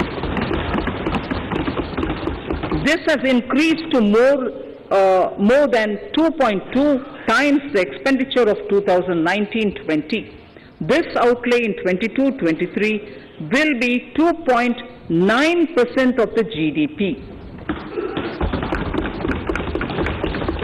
Effective capital expenditure. With this investment taken together with the provision made for creation of capital assets through grants and aid to states, the effective capital expenditure of the central government is estimated at 10.68 lakh crores in 22-23, which will be about 4.1% of the GDP. Green bonds. As a part of the government's overall market borrowings in 22-23, sovereign green bonds will be issued for mobilizing resources for green infrastructure. The proceeds will be deployed in public sector projects which help in reducing the carbon intensity of the economy. GIFT IFSC. World-class foreign universities and institutions will be allowed in the GIFT city to offer courses in the financial management, fintech, science, technology, engineering, and mathematics free from domestic regulations except those by the IFSCA to facilitate availability of high-end human resources for financial services and technology. An international arbitration center will be set up in the GIFT city for timely settlement of disputes under international jurisprudence. Services for global capital for sustainable and climate finance in the country will be facilitated in the GIFT city. Infrastructure status. Data centers and energy storage systems, including dense charging infrastructure and grid-scale battery systems, will be included in the harmonized list of infrastructure. This will facilitate credit availability for digital infrastructure and clean energy storage. Venture capital and private equity invested more than 5.5 lakh crores last year, facilitating one of the largest startup growth system. Scaling up this investment requires a holistic examination of regulatory and other frictions. An expert committee will be set up to examine and suggest appropriate measures. Government-backed funds, NIIF and SIDBI, Fund of Funds, have provided scale capital, creating a multiplier effect. For encouraging important sunrise sectors such as climate action, deep tech, digital economy, pharma, and agri-tech, the government will promote these thematic funds for blended finance with the government share being limited to 20% and the funds being managed by private fund managers. For financing the infrastructure needs, the stepping up of public investment will need to be complemented by private capital at a significant scale. Measures will be taken to enhance financial viability of projects, including PPP, with technical and knowledge assistance from multilateral agencies. Enhancing financial viability shall also be obtained by adopting global best practices, innovative ways of financing, and balanced risk allocation. Digital rupee.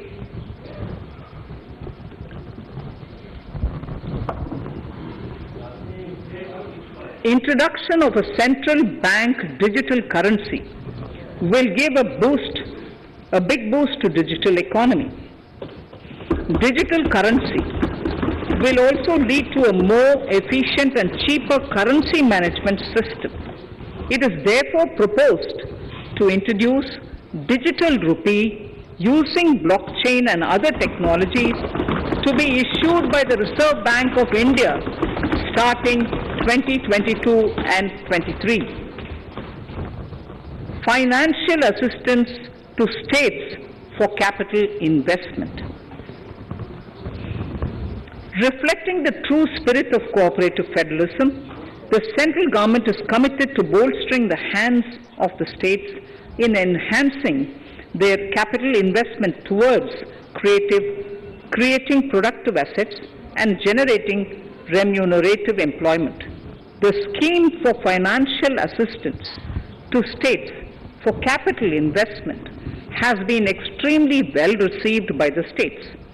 In deference to the requests received during my meeting with the chief ministers and state finance ministers, the outlay for this scheme is being enhanced from 10,000 crores in the budget estimates to 15,000 crores in the revised estimates for the current year.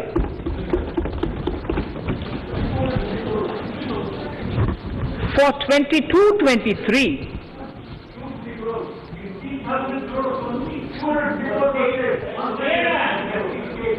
I'll repeat that sentence for the benefit of many of our honorable members.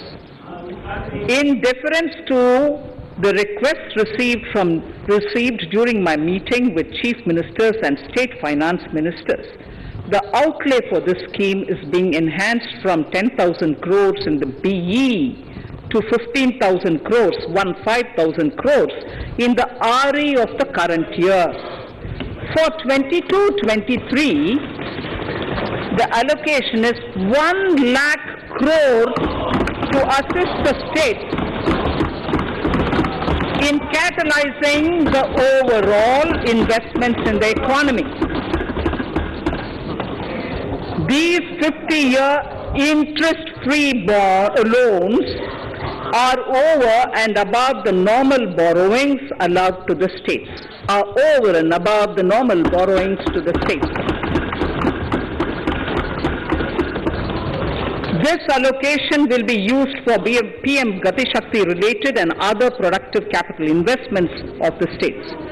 It will also include components for supplemental funding for priority segments of PM Gram Sadak Yojana, including support for the state's share, digitization of the economy, including digital payments and completion of OFC network, and reforms related to building bylaws, town planning schemes, transit-oriented development, and transferable development rights.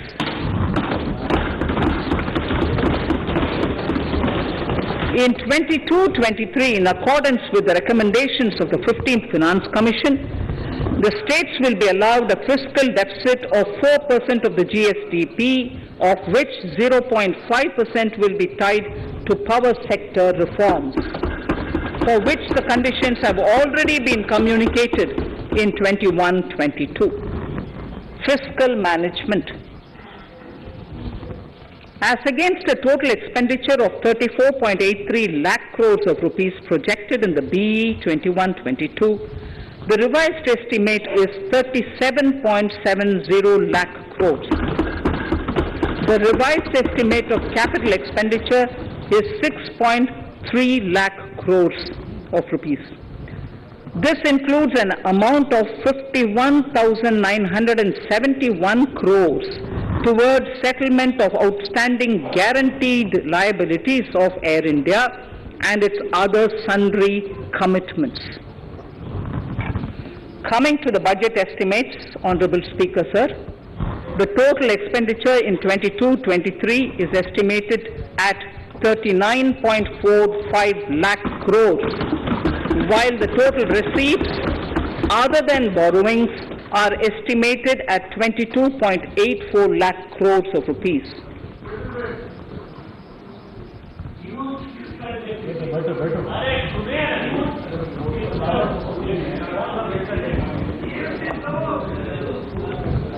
The revised fiscal deficit, Honorable Speaker, in the current year is estimated at 6.9% of the GDP as against 6.8% projected in the budget estimates.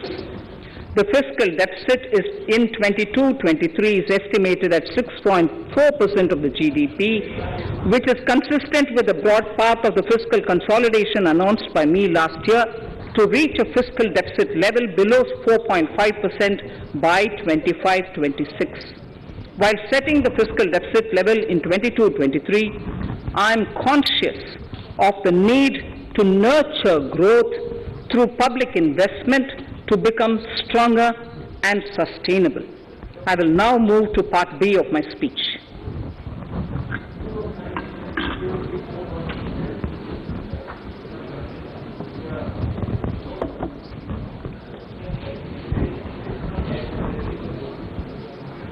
Direct tax. Honorable Speaker, sir, I take this opportunity to thank all the taxpayers of our country who have contributed immensely and strengthened the hands of the government in helping their fellow citizens in this hour of need. So I have brought in a little verse from the Mahabharata. I won't spend more time reading because I would like the speech to get enough time. However, the substance of it is the king must make arrangements for yoga kshema, which is the welfare of the populace, by way of abandoning any laxity and by governing the state in line with dharma, along with collecting taxes which are in consonance with dharma. This is Mahabharata Shanti Parva Adhyaya, Shloka 11 from 72. Drawing wisdom from our ancient texts, we continue on the path to progress. The proposals in this budget, while continuing with our declared policy of stable and predictable tax regime, intend to bring more reforms that will take ahead our vision to establish a trustworthy tax regime. This will further simplify the tax system, promote voluntary compliance by taxpayers, and reduce litigation. Introducing new updated return. India is growing at an accelerated pace and people are undertaking multiple financial transactions.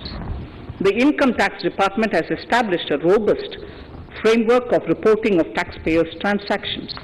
In this context, some taxpayers may realize that they have committed omissions or mistakes in correctly estimating their income for tax payment.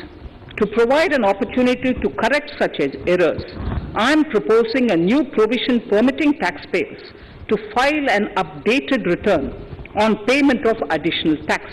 This updated return can be filed within 2 years from the end of the relevant assessment year.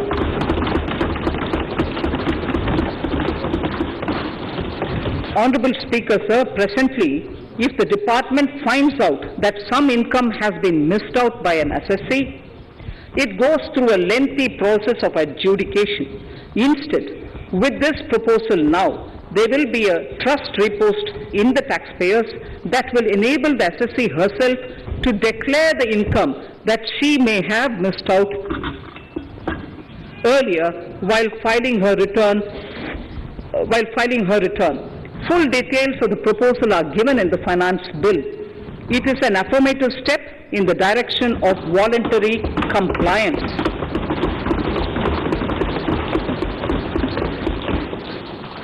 Reduced alternative minimum tax rate and surcharge for cooperatives.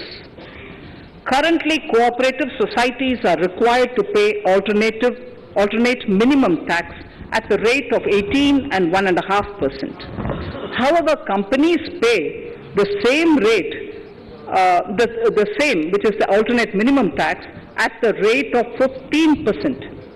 To provide a level playing field between cooperative societies and companies, I propose to reduce this rate for the cooperative societies also to 15%. Honorable Speaker, sir, I also propose to reduce the surcharge on cooperative societies from the present 12% to 7% for those having total income of more than 1 crore and up to 10 crores. This would help in enhancing income of cooperative societies and its members who are mostly from the rural and from farming communities. Tax relief to persons with disability. The parent or guardian of a differently abled person can take an insurance scheme for such person. The present law provides for deduction to the parent or guardian only if the lump sum payment or annuity is available to the differently abled person on the death of the subscriber, that is the parent or the guardian. There could be situations where the differently abled dependent may need payment of annuity or lump sum amount even during the lifetime of their parent or guardian. I propose thus to allow the payment of annuity and lump sum amount to the differently abled dependent during the lifetime of the parent and guardians, that is parent or guardians, attaining the age of 60 years. Parity between employees of the state and central governments. At present, the central government contributes 14% of the salary of its employee to the National Pension System, NPS, Tier 1. This is allowed as a deduction in computing the income of the employee. However, such deduction is allowed only to the extent of 10% of the salary in case of employees of the state governments. To provide equal treatment to both central and state government employees, I propose to increase the tax deduction limit from 10% to 14% on employers' contribution to the MPS account of state government employees as well. This would help in enhancing the social security benefits of the state government employees and bring them at par with central government employees. Incentives for startups. Startups have emerged as drivers of growth for our economy. Over the past few years, the country has seen a manifold increase in successful startups. Eligible startups established before 31/3/2022 had been provided a tax incentive for 3 consecutive years out of the 10 years from incorporation. In view of the COVID pandemic, I propose to extend the period of incorporation of the eligible startup by 1 more year, that is up to 31/3/2023, for providing such tax incentives.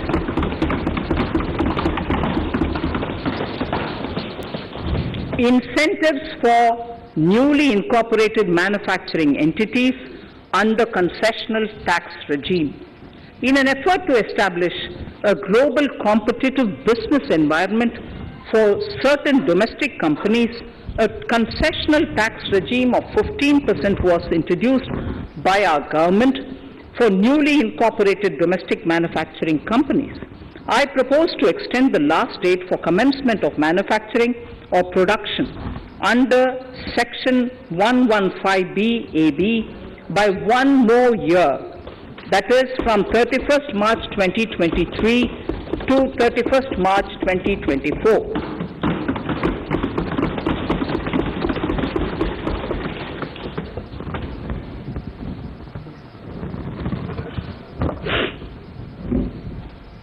Scheme for taxation of virtual digital assets. There has been a phenomenal increase in transaction in virtual digital assets. The magnitude and frequency of these transactions have made it imperative to provide for a specific tax regime. Accordingly, for the taxation of virtual digital assets, I propose to provide that any income from transfer of any virtual digital asset shall be taxed at the rate of 30%, 30%. No deduction in respect of any expenditure or allowance shall be allowed while computing such income except cost of acquisition. Further, loss from transfer of virtual digital asset cannot be set off against any other income. Further, in order to capture the transaction details, I also propose to provide for TDS on payment made in relation to transfer of virtual digital asset at the rate of 1% of such consideration above a monetary threshold. Gift of virtual digital asset is also proposed to be taxed in the hands of the recipient.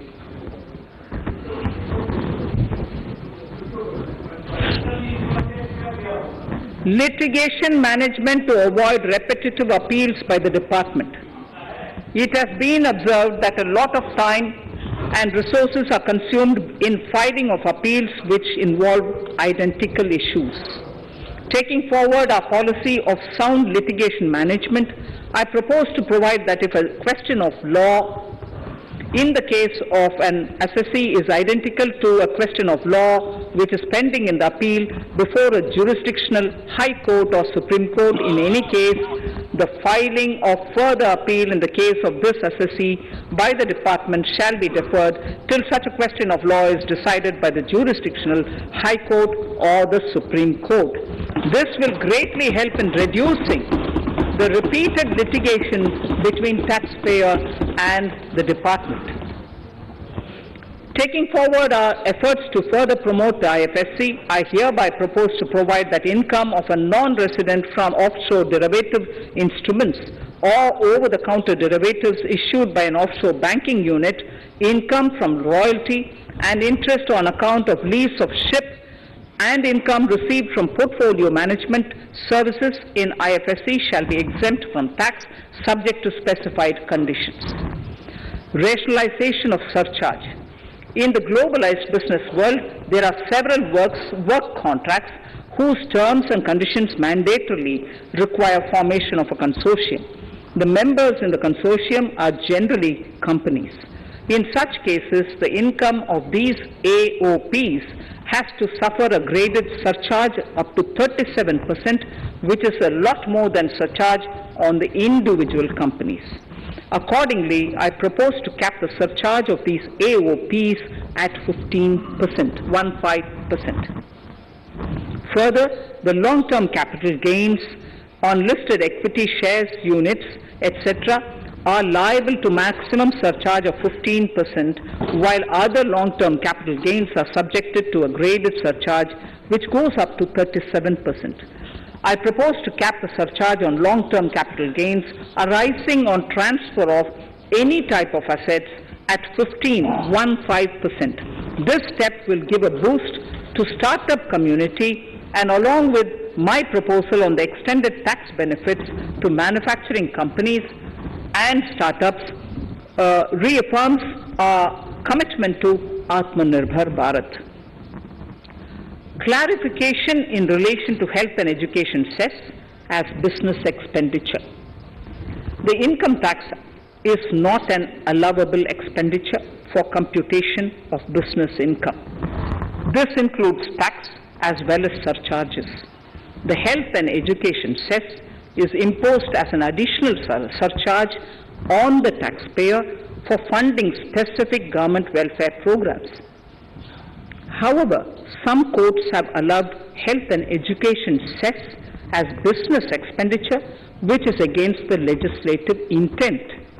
To reiterate the legislative intent, I propose to clarify that any surcharge or cess on income and profits is not allowable as business expenditure.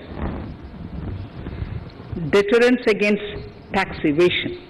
Honorable Speaker, sir, presently there is ambiguity regarding set-off of brought forward loss against undisclosed income detected in search operations.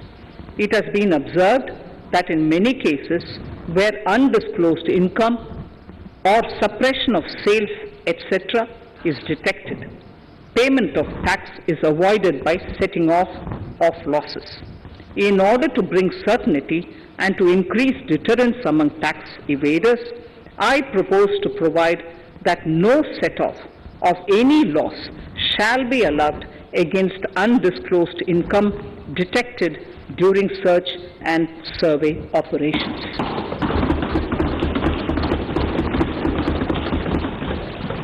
It has been noticed that as a business promotion strategy, there is a tendency on businesses to pass on benefits to their agents. Such benefits are taxable in the hands of the agents. In order to track such transactions, I propose to provide for tax deduction by the person giving benefits if the aggregate value of such benefits exceeds 20,000 rupees during the financial year. A few other changes are being made, the details of which are there in the finance bill. Indirect taxes. So remarkable progress in GST. GST has been a landmark reform of independent India, showcasing the spirit of cooperative federalism. While aspirations were high, there were huge challenges too. These challenges were overcome deftly and painstakingly under the guidance and the oversight of the GST Council. We can now take pride in a fully IT-driven and progressive GST regime that has fulfilled the cherished dream of India as one market, one tax. There are still some challenges remaining, and we aspire to meet them in the coming year. The right balance between facilitation and enforcement has engendered significantly better compliance, and enforcement has engendered better compliance. GST revenues are buoyant despite the pandemic. I would bring in something which I've got to know this morning, not part of my speech, but worth putting in here for the knowledge of the Honorable House. I would like to bring to the notice of this House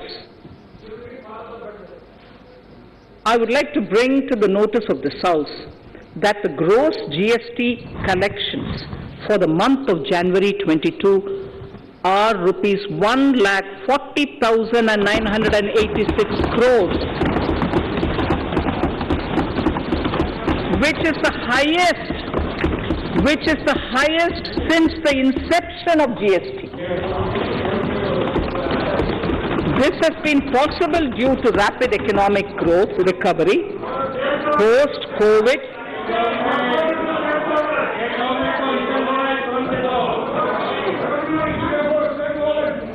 This has been possible due to the rapid economic recovery post-COVID, as well as various policy and administration undertaken by central and state tax administrations. Taxpayers deserve applause for this growth. Not only did they adapt to the changes, but enthusiastically contributed to the cost of paying taxes. Special economic zones. In part A of my speech, I have referred to the proposed reforms in SEZs. Alongside, we will also undertake reforms in customs administration of SEZs, and it shall henceforth be fully IT-driven and function on the Customs National Portal with a focus on higher facilitation and with only risk-based checks. This will ease doing business by SEZ units considerably. This reform shall be implemented by 30th September 2022. Customs reforms and duty rate changes. Customs administration has reinvented itself over the years through liberalized procedures and infusion of technology. Faceless customs has been fully established. During COVID-19 pandemic, customs formation have done exceptional frontline work against all odds, displaying agility and purpose. Customs reforms have played a very vital role in domestic capacity creation, providing level playing field to our MSMEs, easing the raw material supply side constraints, enhancing ease of doing business, and being an enabler to other policy initiatives such as PLI and phased manufacturing plans. My proposal on customs side are aligned to these objectives. Project imports and capital goods. National Capital Goods Policy 2016 aims at doubling the production of capital goods by 2025. This would create an employment opportunities and result in increased economic activity. However, several duty exemptions, even extending to over 3 decades, in some cases have been granted to capital goods for various sectors like power, fertilizer, textiles, leather footwear, food processing, and fertilizers. These exemptions have hindered the growth of the domestic capital goods sector. Similarly, project import duty concessions have also deprived the local producers of a level playing field in areas like coal mining projects, power generation, transmission or distribution projects, railway and metro projects. Our experience suggests that reasonable tariffs are conducive to the growth of domestic industry and make in India without significantly impacting the cost of essential imports. Accordingly, Honorable Speaker, sir, it is proposed to phase out the concessional rates in capital goods and project imports gradually and apply a moderate tariff of 7.5%. Certain exemptions for advanced machineries that are not manufactured within the country shall continue. A few exemptions are being introduced on inputs like specialized castings, ball screw, and linear motion guide to encourage domestic manufacturing of capital goods.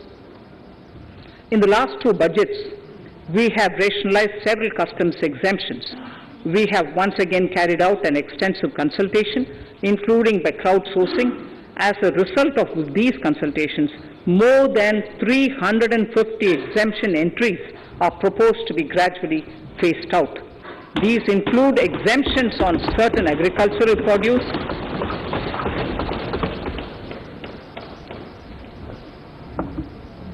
chemicals, fabrics, medical devices and drugs, and medicines for which sufficient domestic capacity exists. Further, as a simplification measure, several concessional rates are being incorporated in the customs tariff schedule itself instead of prescribing them through various notifications. This comprehensive review will simplify the customs rate and tariff structure, particularly for sectors like chemicals, textiles, and metals, and minimize disputes. Removal of exemption on items which are or can be manufactured in India and providing concessional duties on raw material that go into manufacturing of intermediate products will go many a step forward in achieving our objective of Make in India and Atmanirbhar Bharat. I shall now take up specific sector-specific proposals. Electronics. Electronic manufacturing has been growing rapidly. Customs duty rates are being calibrated to provide a graded rate structure to facilitate domestic manufacturing of wearable devices, hearable devices, and electronic smart meters. Duty concessions are being given to parts of transformer of mobile phone chargers and camera lens of mobile camera module and certain other such items. This will enable domestic manufacturing of high-growth electronic items. Gems and jewelry. To give a boost to the gems and jewelry sector, Customs duty on cut and polished diamonds and gemstones is being reduced to 5%. Simply sawn diamond would attract nil customs duty. To facilitate export of jewelry through e-commerce, a simplified regulatory framework shall be implemented by June this year. To disincentivize import of undervalued imitation jewelry, the customs duty on imitation jewelry is being prescribed in a manner that a duty of at least 400 rupees per kg is paid on its import. Chemicals.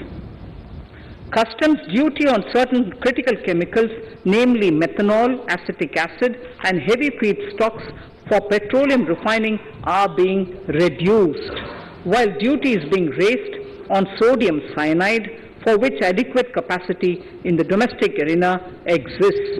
These changes will help in enhancing domestic value addition. MSMEs. Duty on umbrellas is being raised to 20%. Exemption to parts of umbrellas is being withdrawn. Exemption is also being rationalized on implements and tools for agricultural sector which are manufactured in India.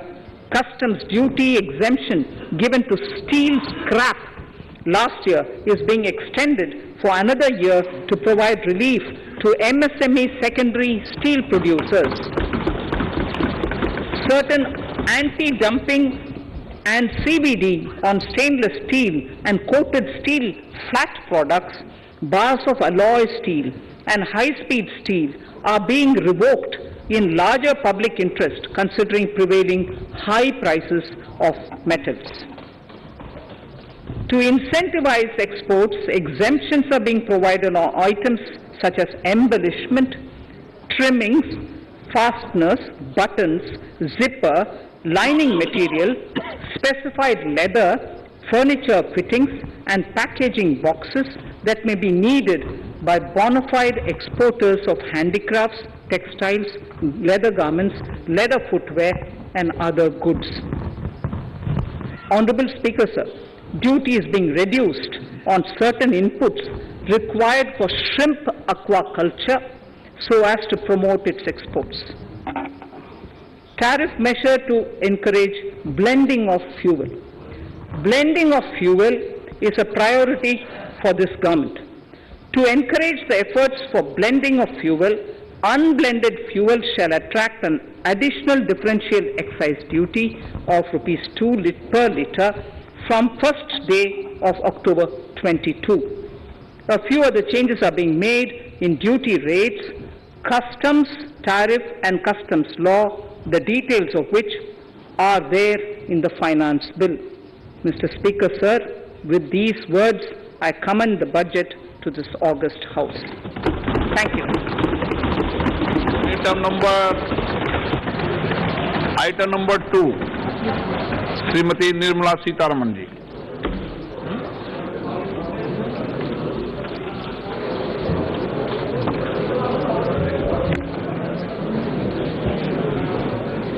Sir, with your permission, I rise to lay on the table the following statements under Section 3(1) of the Fiscal Responsibility and Budget Management FRBM Act 2003, Medium-Term Fiscal Policy cum Fiscal Policy Strategy Statement and Macroeconomic Framework Statement. Item number 3, Vitt Videk 2020, Nirmala Sitharaman ji. Sir, item number 3, Finance Bill. Sir, with your permission, I rise to move for leave to introduce the Finance Bill 2022. प्रश्न ये कि वित्त विधेयक को पुनर्स्थापित करने की अनुमति प्रदान की जाए। जो सदस्य इसके पक्ष में हाँ कहें, जो सदस्य विरोध में ना कहें, मेरे विचार में निर्णय हाँ वालों के पक्ष में, हाँ वालों के पक्ष में। माननीय मंत्री जी, वित्त विधेयक को पुनर्स्थापित करें। Sir, I introduce the bill. सभा की कार्रवाई कल बुधवार दिनांक 2 फरवरी 2022 को 4:30 बजे तक के लिए स्थगित की जाती है। That was Finance Minister Nirmala Sitharaman presenting the Union Budget for the year 2022-23, and several provisions have been made to encourage growth in the economy, whether it is the maintenance of the fiscal deficit or the manner in which more investments into capital expenditure is going to be brought in. Nirmala Sitharaman in her Union Budget address also spoke about the manner in which various reforms are also being introduced in the agriculture sector in order to ensure that the productivity is enhanced further. Also, procurement is going to be enhanced in order to strengthen the agriculture sector. In the initial part of the budget speech, Nirmala Sitharaman, the Finance Minister, also spoke about the vision with which the budget has been presented. Not just India at 75, but also India at 100. So various provisions have been made for the empowerment of businesses, empowerment of citizens, and empowerments of startups in particular as well. Talking about startups, the period of incorporation has been extended by a year in order to present important tax benefit to the startups. Also mentioning about the recovery of the Indian economy, Finance Minister spoke about the GST collection for the year January 2022. Over 1,40,000 crore of GST bills have been received. This is the highest since the inception of the GST. Talking about various priorities of the government in the tabling of the Union Budget, Finance Minister also spoke about the manner in which capital expenditure has been increased to 4.1% of the GDP. That's over 10 lakh crore rupees. Also, sovereign green bonds have been introduced. So there are a lot of provisions there in the budget which talks about India's commitment to a greener economy. So sovereign green bonds is one important aspect in that regard as well. Also, low carbon footprint is being ensured by ensuring that PLI scheme, production linked incentive scheme, that has been introduced in the manufacturing of solar parts as well, the manner in which indigenous manufacturing could be enhanced. Meanwhile, defense budget also becomes significant in the manner that 68% of the budget, which is meant for procurement of defense equipments, is going to be in fact invested in indigenous development of defense technology and defense equipments. Meanwhile, fiscal deficit